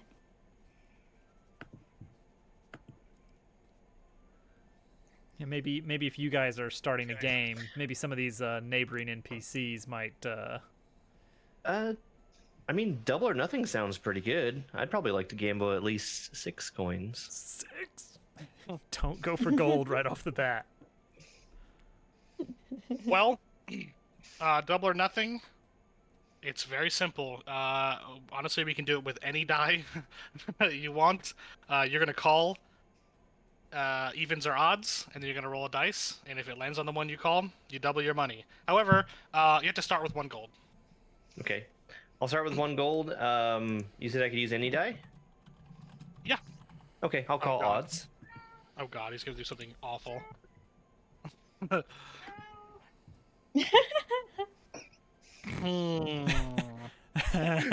Interesting. Bold Interesting. move. The Interesting. one-sided die did land on a 1. Interesting proposal here. I've never seen a one-sided die before. It's very round. I'm afraid that's not going to be valid. That's not going to be valid. Oh, well, I guess I can't use any die. I guess you lose your 1 gold. All right, how about... Hey, it goes up to 2 gold. You can double it again, or you can cash out. I'm sorry, was that a 3-sided die? Oh, wait, a D3. Oh, sorry. Man, you actually tricked me. You pulled one over on the DM. I thought you rolled a D4. Now he's gonna get me mad. And he's gonna kill us Okay, all in well, the next The adventure. game showed me a D4. I think it doesn't know what to do for a D3. It's like, I don't know what that is. Roll a D20. Roll a D20. Oh, okay. All right, we'll go even on this one. Okay, we're at evens now. No. Oh, you lose your gold. You lose 1 gold. Who got the gold? 3 ones in a row. The bartender, I guess, is the dealer. Oh, okay. So he's up there with the with Gritta. Grida, yeah, he's a really, really short halfling. He is like on a stool, and he's hunched over, so he's even shorter than he appears to be. So he has like little step ladders and things behind the bar, and he deals you your money if you win, but you lost. I mean, if you He's keep basically going just here double or to nothing long enough, enforce the rules. you're bound to win. He says that was just a warm up. You can do another one. Come on. I have to. We'll go for odd.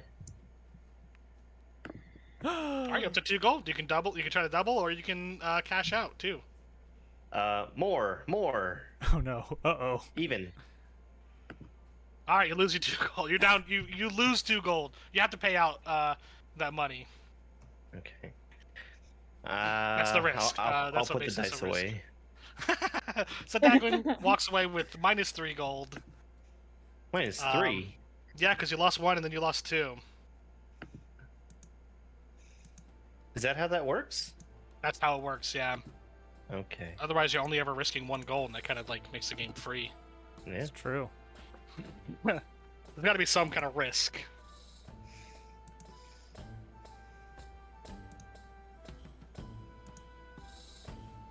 Which game did Carla want to play?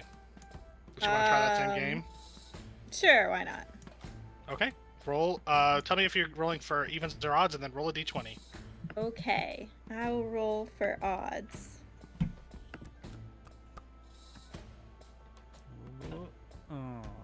You lose a gold. Easy come, easy Oh go. man. I'll try again. The Okay. house always wins. Alright, odds again. This is the fairest game ever. The house You'd think so. only wins 50% of the time. Oh man. Did you say odds? Oh no. Yeah, I did. Well, you lose another gold. Again. Yeah, go as many times as you want. There you go. Is it odds again? Yeah. Oh man, this is unlucky. What are the I can't odds? Okay, well, you both lose 3 gold, so you. Lessons I learned. think So that's total of 6, huh? gambling. 6 total gold loss from the Oh, party. man. 6. Oh man. Well, at least you earned some extra money from the deer earlier, so came out Plus, of the that. dice are clattering over at the bar. You guys are getting a jam band going over here. Yeah, just chatting in the corner, strumming and playing, fluting. So are we just playing to play, or are you guys trying to do something? I set out, my bowl in case somebody wanted to put some coins in it, but for the most part, just entertaining ourselves. I'm not going to use any charm spells or suggest Dorian do so, but if people feel moved or entertained, perhaps. Yeah, I'm hesitant to actually put on a show that would draw in a crowd at this point. At least not without the innkeepers or the lodge keepers' approval of that. There's a sort of rough code about these things. Mm-hmm. You don't want to step on anyone's toes. Exactly, but a free show tonight could lead to maybe a decent paid show another time. Okay, so I guess both of you guys can give me a tool, like a performance check, or with your tools. I guess if you're playing an instrument, I think it should be the same thing. Oh, weird. Oh no, because tool proficiency yeah. is dex, so it's actually higher for you to use the tool proficiency than to make performance. That's unexpected, but yeah, I actually have higher roll on my, but I don't have piano proficiency, unless we count that as a type of drum. 88 tiny drums in a row. That is an interesting proposal. I'll do regular We performance. could, I guess so. That's fine. I guess you don't have piano proficiency. I don't think there is a piano proficiency in the game. Oh, well, there you go. So maybe there is some kind of equivalent, but Well, it would have bumped an 18 to a 19, so... Oh, I saw you go right past that 19. oh. Dorian plays pretty well. I think Savannah is maybe going for a different genre or something than you are.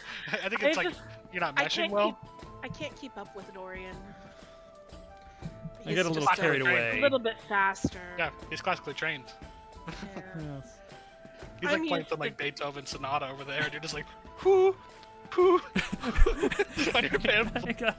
I'm used to busking for my bread, but this is a little out of my Yeah. depth.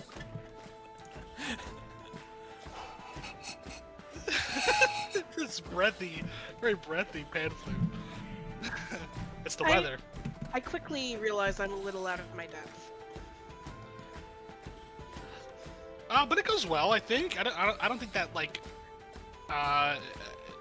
it's bad by any means. I think that like, yeah, it seems like the crowd is appreciative to have some live entertainment. It's not every day that they have a bard. Having the use of my Up in eyes here? helps a bit. Yeah, it's a lot easier to play piano when you have your eyes out. Eyes out. Your eyes are out. So yeah, I think that you've gained the attention of these people here. You say you're not trying to draw too much attention, so I don't think it's like a wild, raucous party or anything. But yeah, it's like a nice little performance of background Yeah. music for everybody here. The D20 on this platform just hates me. Oh yeah, your rolls are so bad. You guys get the worst rolls. And GQ's always rolling nat 20s. He takes all the good rolls. It's like, we're not under pressure. I can just take a 10 on this. You guys spend the night, carousing, socializing, drinking, gambling, breaking into rooms. you know? All that stuff. We have a regular tavern party here for the night. Dane sort of approaches you guys and your cups, later to the night. So, what kind of progress have you made preparing for the journey? Guys tracked down any leads? Gotten a feel for the mountains. Savannah tells him about the Cyclops. So, Cyclops, huh? That's nasty business. How you gonna deal with that? We're waiting for the idea to strike us. It's a secret. Wouldn't you like to know? Yeah, I would. Yeah, I'd love to know.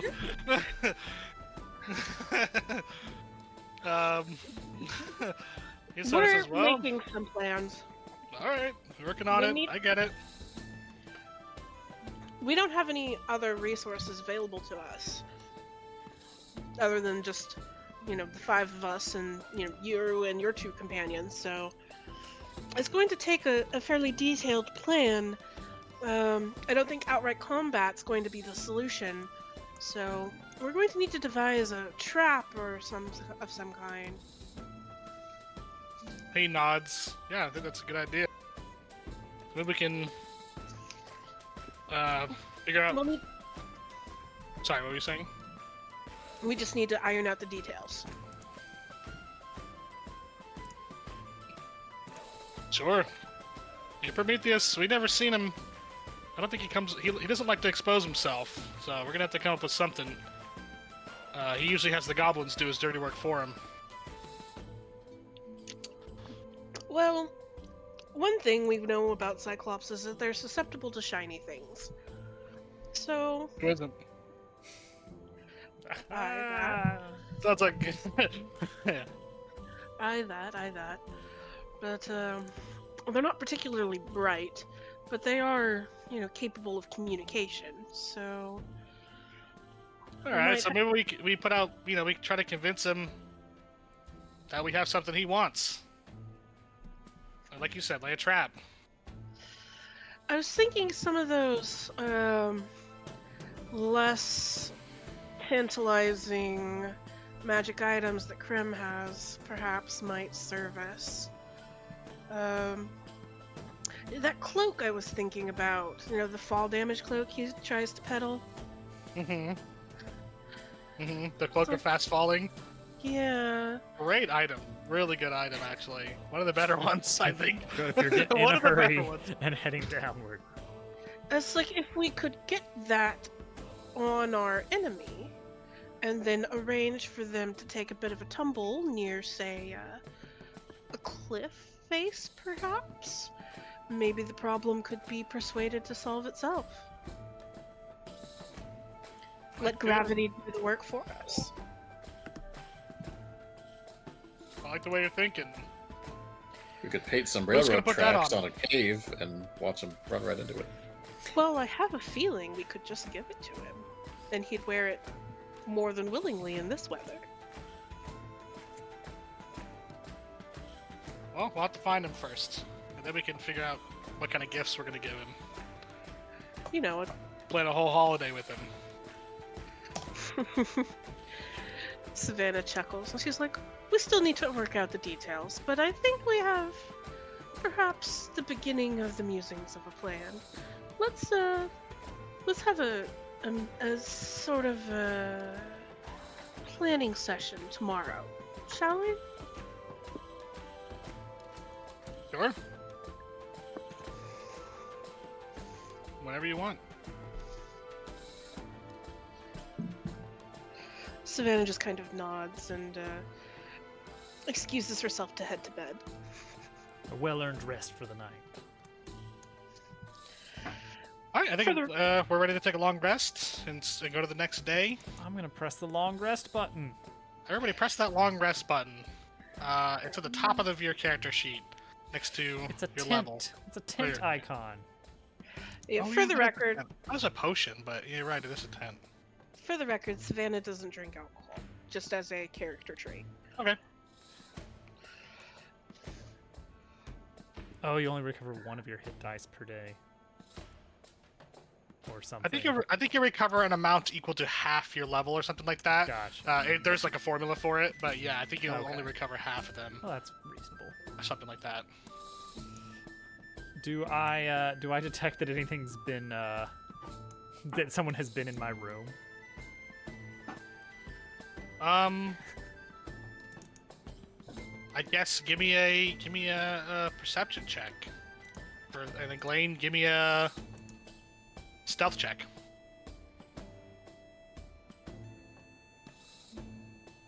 Or earlier. Oh, Just the slightest, most. It's almost. You almost don't notice it. You're going to bed. You're going to like douse the candle, and then you just notice like a little something is like just like a little hair off a little notepad or something. Like you're like, wait a second, that's not where I left that. Slight mistake. But I mean, we have room service that comes and bakes the beds and cleans up and whatnot. So perhaps it's just not. Well, they normally wouldn't be disturbing the window like this. I wouldn't expect, at least. I am suspicious. I am willing to chalk it up to whatever Glane's shenanigans were, but I don't know if he was searching for something in my room or what. But Get my key back. yeah, I'll just kind of file that information away. I know he was up to something. At this time, I walk by the door that is open and I just wave.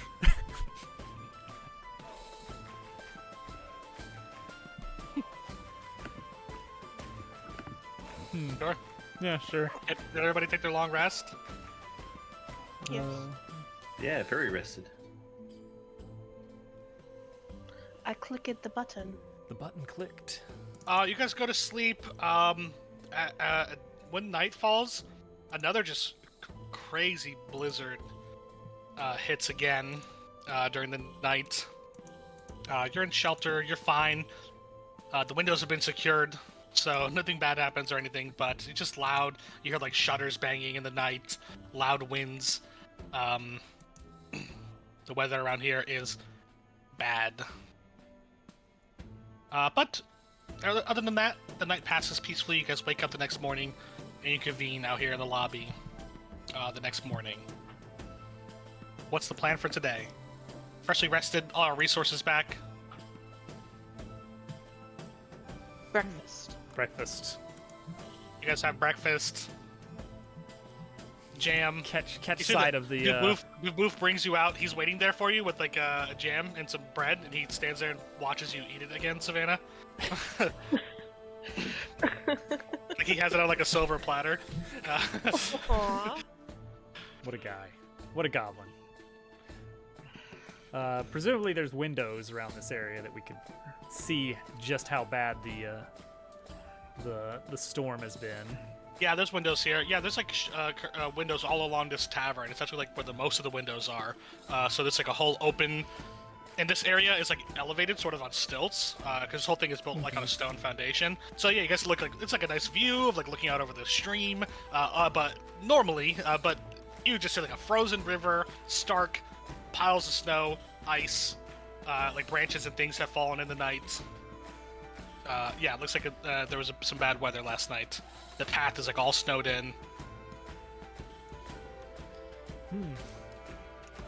The storm kept waking me up in the night. But I do feel well rested. Oh, of course. It was a long rest. Extra long rest. So long. Well, this may put a hamper on any plans we had. Are we going to be able to get out through all this? Well, I do believe we were going to be having a planning chat with our dwarf and his companions today. So perhaps we should start with that and talk about our plan for dealing with this Cyclops. We hatched a little bit of a plan, the beginnings, the inklings of a plan last night, so perhaps we can flesh that out a bit.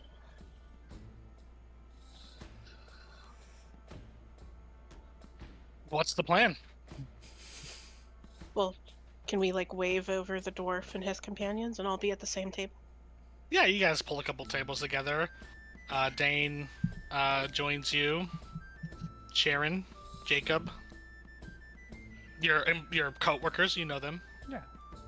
We didn't team build with them, but we know them. Yeah, you haven't team built with them, so you don't have that same team building level with them. But presumably they want on their own team building, and you know they're a great team. Wait, should we be like telling them these things? Are they gonna try to take this job from us? They Are hire. they like? Okay, They work for the just same checking. company. You're reporting Okay. to Dane Deepvein. He I mean, seems I've to be been sort here of a this whole time, managerial. but I don't know everything. Yeah, that's all right. It's hard to remember everything. They work under they're employees of the lumber mill. So he's like the foreman of the lumber mill, so he's in charge of the whole thing. And most of them got killed or run off, and these are the only 2 employees that are left. Okay. Got it. Okay, so what we know is that there's a Cyclops organizing the goblins and using them to try to, as Cyclops are wont to do, collect shiny baubles. They are known to enjoy magical items, and they're also very formidable opponents. With just the 8 of us, we would have little to no chance of trying to face one in combat. So we'll need to take a more strategic approach. You know, we were chatting last night, and kind of what we came up with was maybe, especially with such a horrible blizzard last night, wouldn't it be a wonderful, shall we say, peace offering to give this, Cyclops fellow, try and, come to terms, peace talk, if you will, and gift them a magical cloak. Wouldn't that just be absolutely darling of us? And it just so happens that our good buddy Krem outside has a cloak of fast falling that should our Cyclops friend, air quotes with her claws, just so happen to don this cloak to help ward off the snow, and perhaps wander just a little bit too close to a cliff, we may be able to resolve ourselves with this problem. He says it sounds like a good plan to me. I mean, here's what I see wrong with it. We don't have any clue where this guy's at. We don't have a cloak, and I've never heard of anything resembling a peace talk with a Cyclops. So I don't know what that's gonna look like. But if you Well- can figure out a way to make it happen, We know there's I'm all for somewhere it. in that forest. Krem has a cloak that we can purchase to meet our needs. And Cyclops are known to covet magical items. And so it's perfectly I don't think acquiring the cloak is the problem. Well, The idea of getting it of setting up communication with the Cyclops. We know where the goblins are. They're not hard to find, per se. So I think it's more so a matter of just catching us a goblin and then treating them as a messenger. well, don't you guys already have a goblin? Didn't you come here with a goblin? don't know what you're Let's talking get him to about. do it. Let's give that guy the cloak. So here's one trick with the falling cloak. With or without the cloak, how would we, get a Cyclops to fall a significant amount of distance to make a dent? Well, Double dent is great, but we still have to figure out how to get that dent. I mean, I have another idea also, because that's not the only magic item that Kerm was selling. What if we offer the boots of water walking to the Cyclops? remind me what those were. The non-slip boots. They're actually the opposite uh, of boots of water walking, I think. Exactly. Now you understand what I'm saying. They would let you walk safely across slippery surfaces, but sink in water. What if we told him That's a great item. that it could make him walk on water? Are you sure you're willing to give up it's such a good item? I mean, that sounds really good. I stare at Dean blankly. No, yeah, sounds good. Lure him over a frozen lake or something. Would Deep is this These lake? boots- This theoretical lake. these boots fit a Cyclops? Most magic items automatically That's auto-adjust to exactly fit what I the- was gonna say. Oh. Yeah, To there's fit actually a the thing in wearer. there about magic items about how Perfect. they will automatically resize themselves to fit. That one What does type of seem people? like the more likely to succeed method, especially if we could even convince him to just not even trying to test the boots, but just to give chase across a frozen lake of some sort. I would, Even without the boots, you're saying? yeah, I Yeah, just try still, to lure him.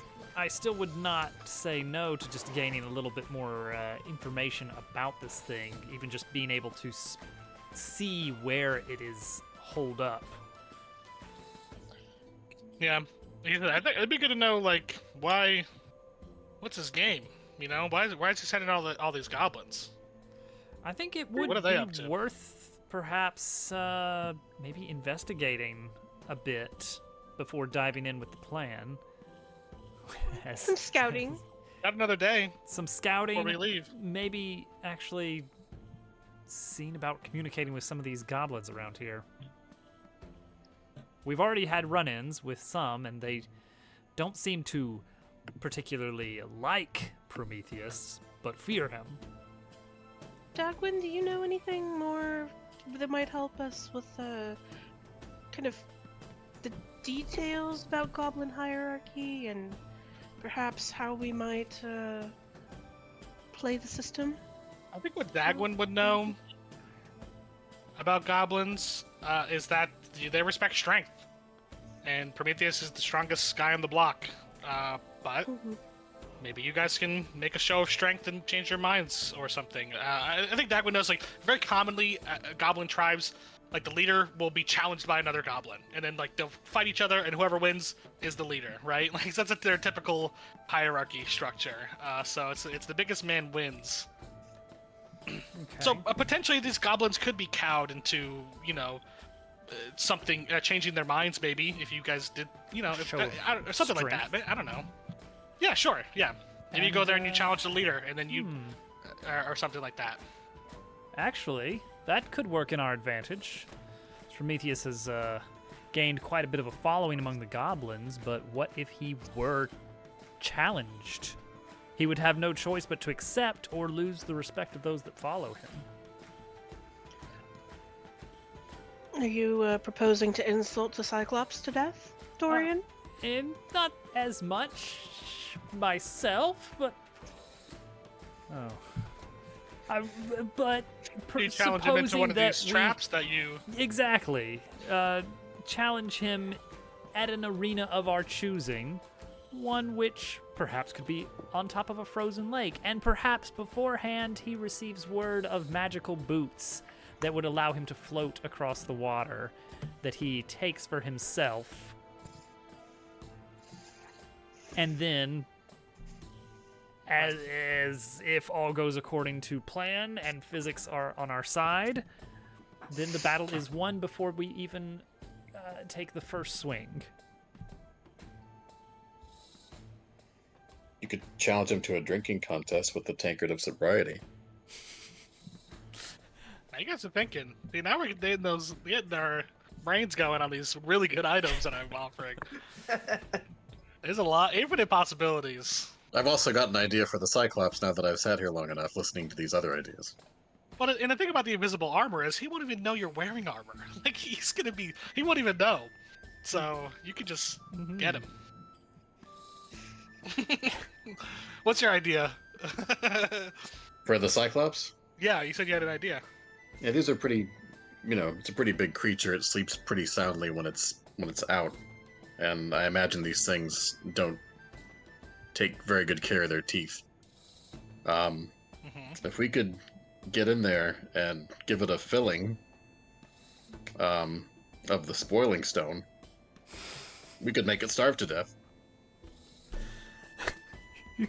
You're gonna get into a situation where you could do dentistry on the Cyclops, but cannot for some reason just slice its throat.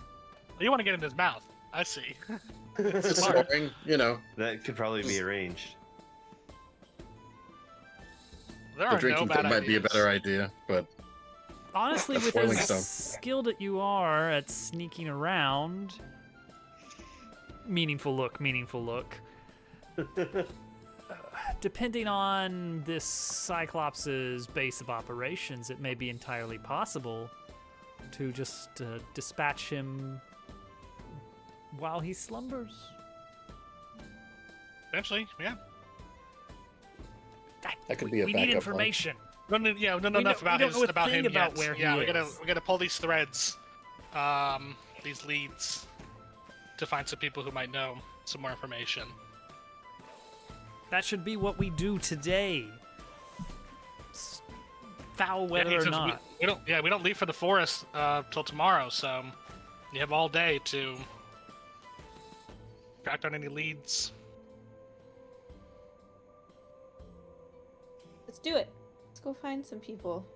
I'm full of Ask them bacon about a and Cyclops. ready to make some progress against this specter of the mountain. So I think going back to what we've already talked about, you kind of have two leads here. You can look for the druid over at New Ruins of Perina. I forgot New Spindles something. God, so many fake fantasy names. Who came up with all these? Or go to the Kaidon Hot Springs, where you know that there have been goblins spotted. The druid excursion certainly seems more straightforward. I agree.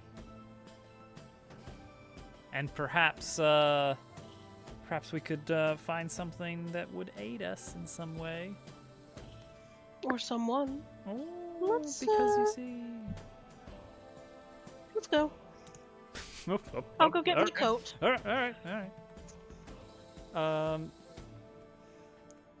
Great. Do- You guys want to head out for the ruins of Purina then? Does Is what Carla we're have heading out for. Does Carla have winter gear yet? I don't believe so. No. They're But you selling can it. definitely get some. For 10 gold, you can get cold winter gear that will help you traveling in this extreme weather. She didn't complain while she take was it. skiing. It was a beautiful day out.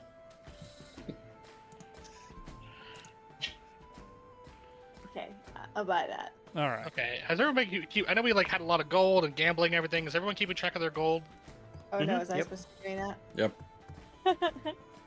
You got like Okay, I think you just started with the 20, right? So you got 11, spent but 3. lost 3, but then got 15, but are spending 10 now. How much gold Okay. does Carla Where is have my left? gold? So you have you're actually gaining 13 inventory. Third tab. Okay. There's a tab for platinum, gold, silver. Okay, I Electrum. see. gold.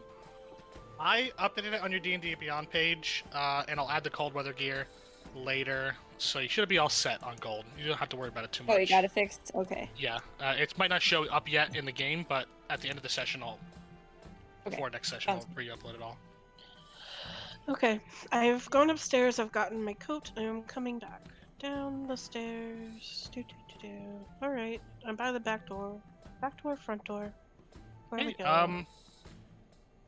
are we buying any of these magical items yet, or no? Not yet. A lot of people were No, I wouldn't considering wanna buy that. anything. Okay.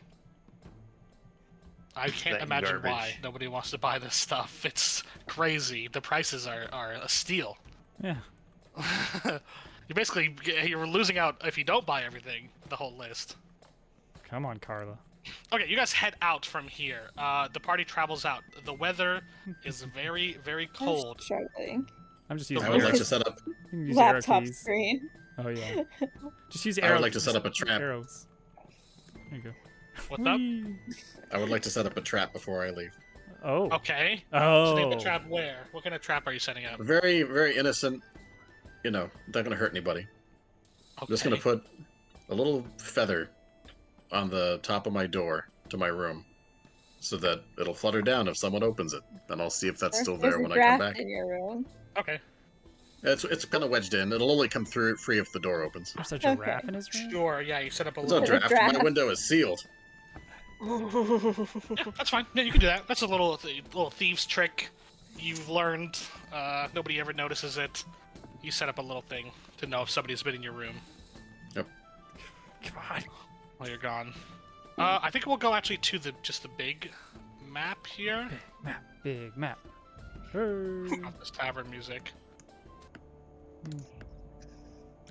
So you guys here at the lodge. The ruins of Purina are not necessarily pictured on this map, but they're like to the east.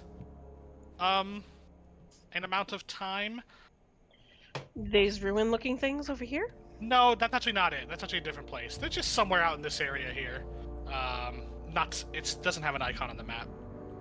This map is a rough draft. Don't take anything on this map too much of. It's this It's a tree metaphor. specifically. Yeah. It's Yes, it's that specifically tree. this tree. It's that. All right, we're here. Or As you guys are traveling, you're sitting, setting out across this snowscape here. I'm going to need a Constitution check from everybody, but I do think everybody has their cold weather gear. Constitution saving throw with advantage is what you're okay, rolling. so details, and then on the word Everyone Constitution. passes. Pass. With an Constitution advantage? And what? Saving throw. So that's up at the top right in the box that says saving throws. You click con and then click roll with advantage. Because you bought that cold weather gear. That's what this was for. 17. That's pass. 19. Everybody passes. The cold weather gear was a good buy because with some of these rolls, some of them wouldn't have cut it without the advantage. But you guys weather through. It is so cold out here. It's got that thing where like when you breathe in, you just feel it like in your chest, like it's so biting cold. Anybody who wants to make a nature check, or you can substitute Arcana. if you're more skilled in Arcana. Okay.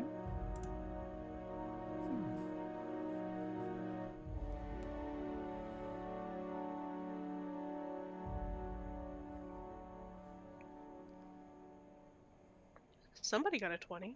Glane rolled a nat 20. Nice. It's curious for Glane to be the one to notice this, but Glane, you know that this cold is not natural.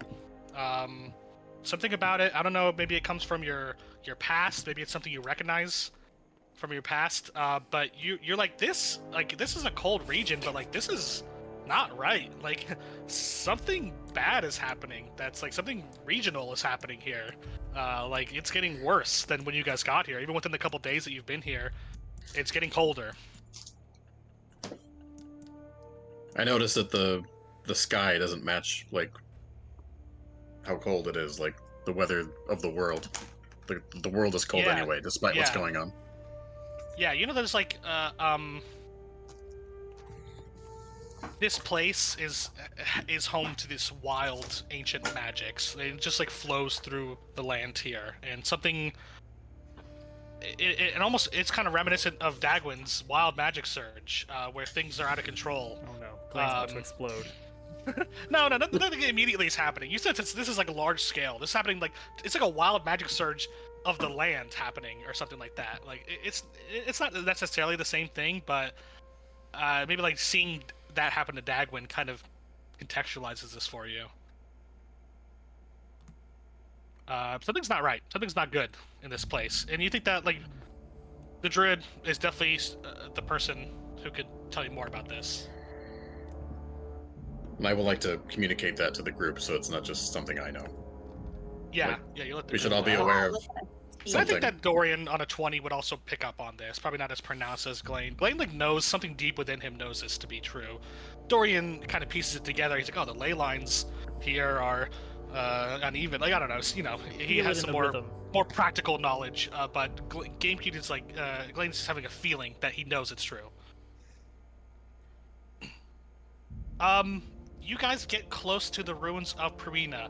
As you get to the ruins of Purina, there's just this big, vast, snowy field. Like not a lot of tree cover or things. Like the occasional tree. It's like snowy plains, and you see sort of off in the distance. You know, maybe like 10 minutes out. You see the ruins in front of you. Small little cluster of buildings that seem to be mostly dilapidated. From what you can see, but in this field, you see herds of auroch. Does anybody know what an auroch is? They're big cows. They're like big cows. They're like kind of big bison-like cows, almost. Herding and mingling in this area. You know that aurochs can be sort of territorial. You may want to navigate around these herds with caution. You did hear from Brilby that sort of nature has taken over this area and the wildlife has moved in.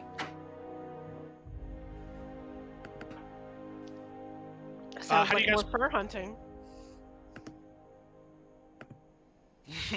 There's massive herds here.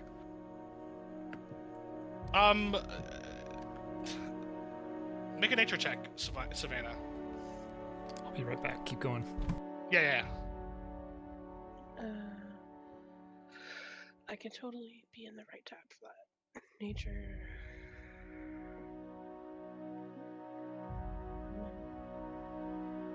Oh, I finally rolled well. Yeah, you definitely know that auroch hides could fetch a really good price. Because auroch is a much more dangerous creature than a deer is. This is something that will just one of them can gore somebody to death with these sharp horns, and they're extremely territorial and they can be aggressive at times too. Not that to dissuade you from hunting them, but this is definitely a creature that is a threat as opposed to a deer, which is prey. She's going to pull out her little pocketbook and make a note.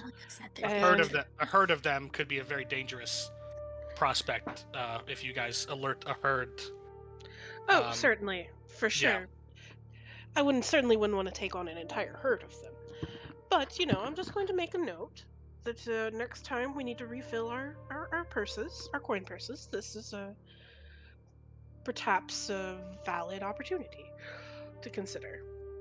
But we have more important business to be about at the moment.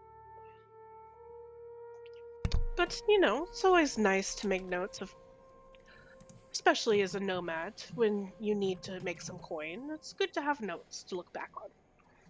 Yeah, so yeah, I mean they're everywhere as far as I can see. You can see like herds of them on the horizon, and some that are closer, and they're just kind of grazing and minding their own business. But this place seems to just have a lot of auroch around it. How do you guys approach the ruins, knowing that there's these herds here? If only someone could speak with animals. If only. Excuse There's me, no immediate pardon there's that. no immediate danger yet. You guys get a little bit closer when you're Let's just approaching sort of this skirt town. around the edge of the area. Okay, so you're making an effort to avoid them, basically. I think that would You be guys, you find that sort of, it's not a big town, honestly. There's like a cluster of like 6 to 8 buildings up here. It doesn't seem like there's much here. And as you guys get closer, it's like stone buildings. Roofs have collapsed in. You see like various like carts and equipment in the street. There's sort of like a central lane that runs through the town. Buildings on each side from the point that you come in. And you see that a lot of these buildings are just in total disrepair, like walls collapsed, windows like broken, sometimes like no wall at all on certain buildings. Like it's been aggressively taken over by the elements here. And you see, I'll say that Burlby probably would have told you. Did he tell you about the person who had the? He mentioned that these gnomes had the flute that you're looking for, I believe. Yes. So you see a building like in towards the back of the town that has like a flag or an insignia of this gnomish insignia on it that you recognize you're going to need to get to this building. So you approach the outskirts of the town. Like I said, there's sort of a central street, but you do see separated from the herds are a few auroch sort of roaming the alleyways in between the buildings here, and nobody's noticed you yet or anything, but yeah, you see like I just want to make sure like I set the scene correctly. Straight ahead of you is like a road, and then there's a couple buildings on the sides, and then you get to an intersection, and there's like an auroch on that crossroad on the right, and then at the next intersection there's an auroch on that crossroad, and then there's one more towards the building that you need to get to. So you're gonna have to sneak past or do something to get past these 3 auroch, or risk, potentially setting one of them off. As you look around, though, you do see in these buildings, some collapsed buildings, there's lots of like gnomish equipment. There's like ropes and pulleys and things like attached to the buildings.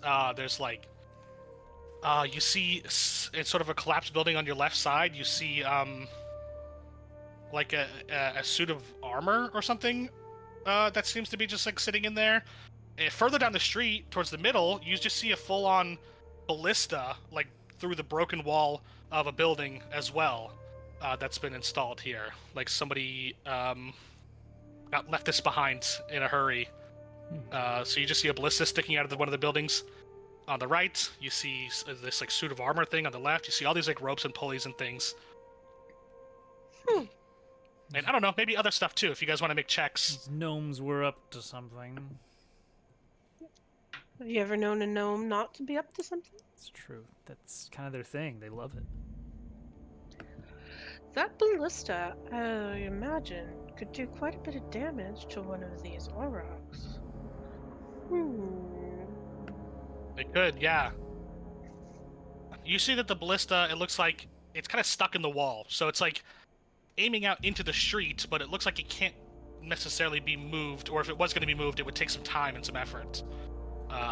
It's like almost on a cart that like rammed into this wall, and the wall collapsed on it. So it's like it looks functional. Doesn't look broken, but it looks stuck in place. So that's kind of just like sticking out into the middle of the street. I mean, Carla could probably wield it like a crossbow.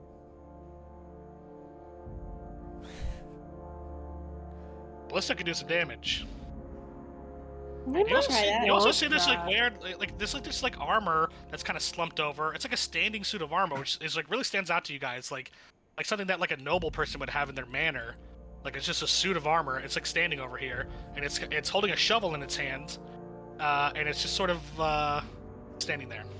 As a general rule, anything in a gnomish settlement is to be approached with caution.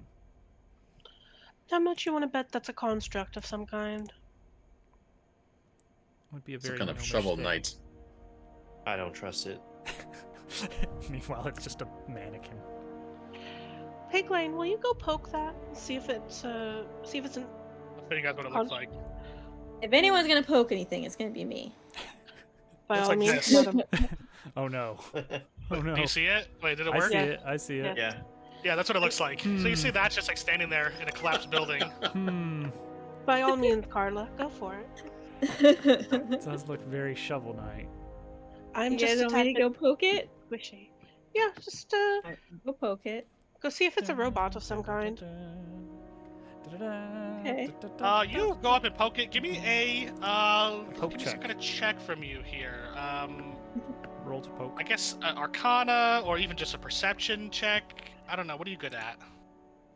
Let's pick something you're good at. Well, maybe I shouldn't have been the one to poke it. Someone else might want to poke it after I poke it. I guess I'm best at perception between those things. A +1. Poke roll with disadvantage. Just to ascertain the nature of this thing.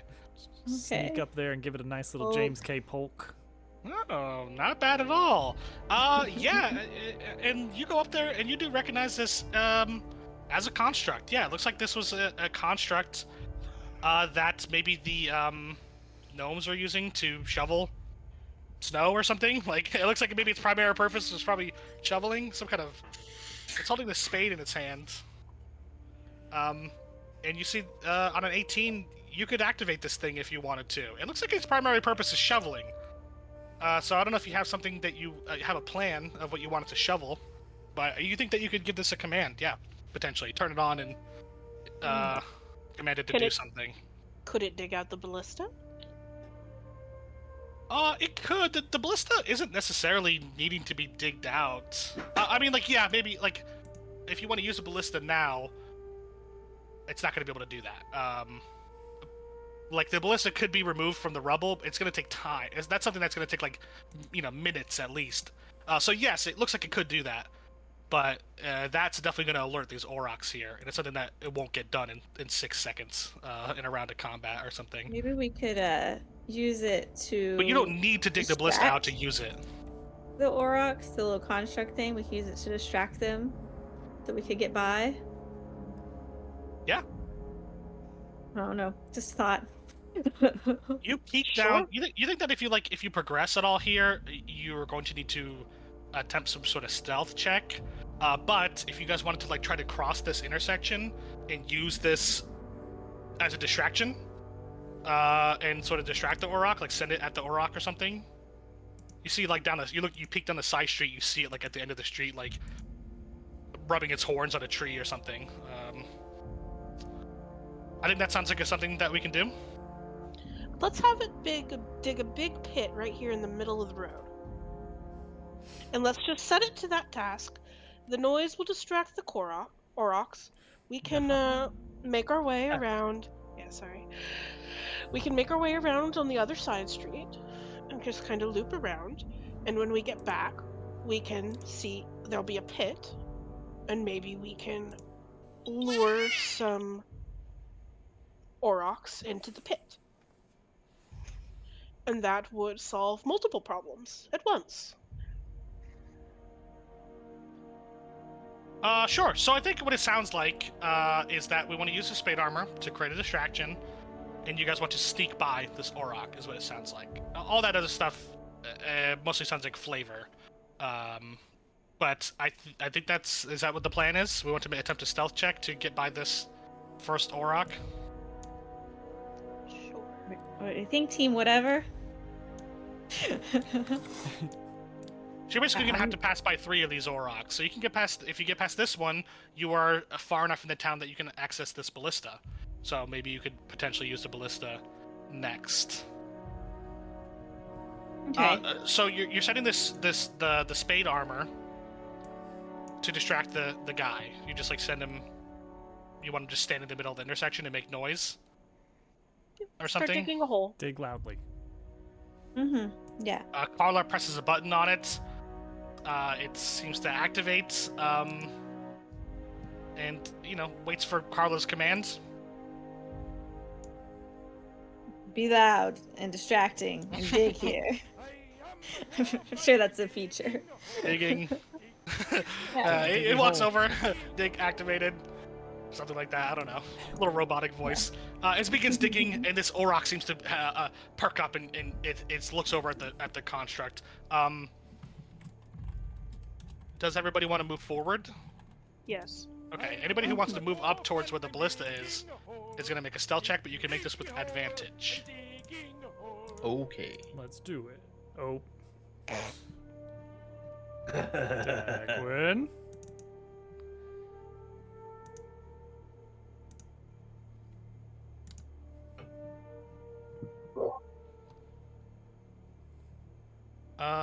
Okay, I want to roll a perception check for this Auroch.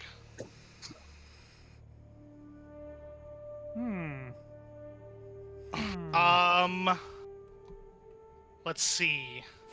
The enemy of stealth is 9, large 11, amounts of people. That's a nat 20. Yeah, I think that's... Well, we're coming to the end of the session, so I'll say this. You guys move up, and I'll get a map prepared for this, because we're going to be going to a combat map, because not everybody passed the stealth check. But you guys move up. You guys, move up. You get to the next street. You get to the building with the ballista. You look down the street behind you. It's sort of, I think, in the order of the stealthiest here. Glane, we'll figure out exact positions next week. Glane is definitely hidden. Dorian, you feel pretty hidden. And Savannah actually also passes on a tie. That goes to you. But as you get across the street, you look behind you. You see the Shovel Knight there digging, and you just see coming from into your field of vision this charging Auroch. Boom! Hits the Shovel Knight. The Shovel Knight goes flying into a wall, and looks down the street at you guys. And next time we will roll initiative. But you see this ballista right next to you. So we'll see how we deal with the Auroch charging at you next week. Although, Dave's not going to be here next week, right? What are we doing about that? Are we just not playing, or do you guys want to play anyway? Because we can make that work. I mean, we're going to a druidic ruin, so True, yeah. it feels like we Do I just want to take a week off? Druid. I'm down with that. That works. That'd be fine with me. Okay, so I guess we'll take a week off, and then the next week we'll come back. I'll have the map prepared and everything, and you guys can shoot this ballista at this thing and see what happens. It'll be fun. We shoot it Whoa, and then railroading. we get money. That's a good place to stop. I think it's. We I shoot think it it's great. and it bleeds money. That's what happens. Just pours out money. I'm excited. Starting with combat is always fun.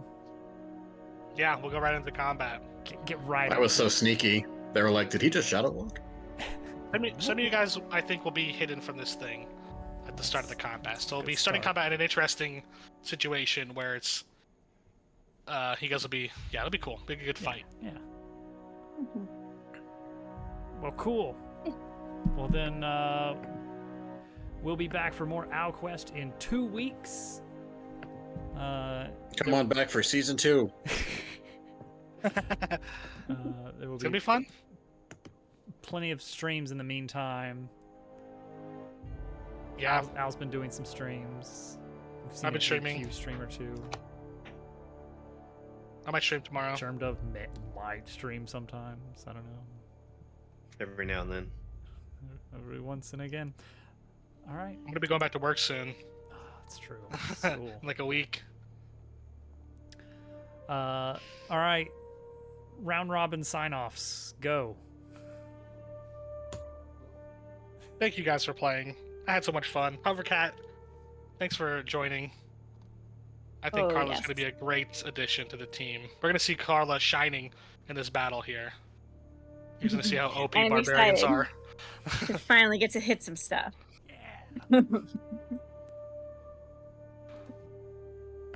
I'm just excited to night, see more wild everybody. magic.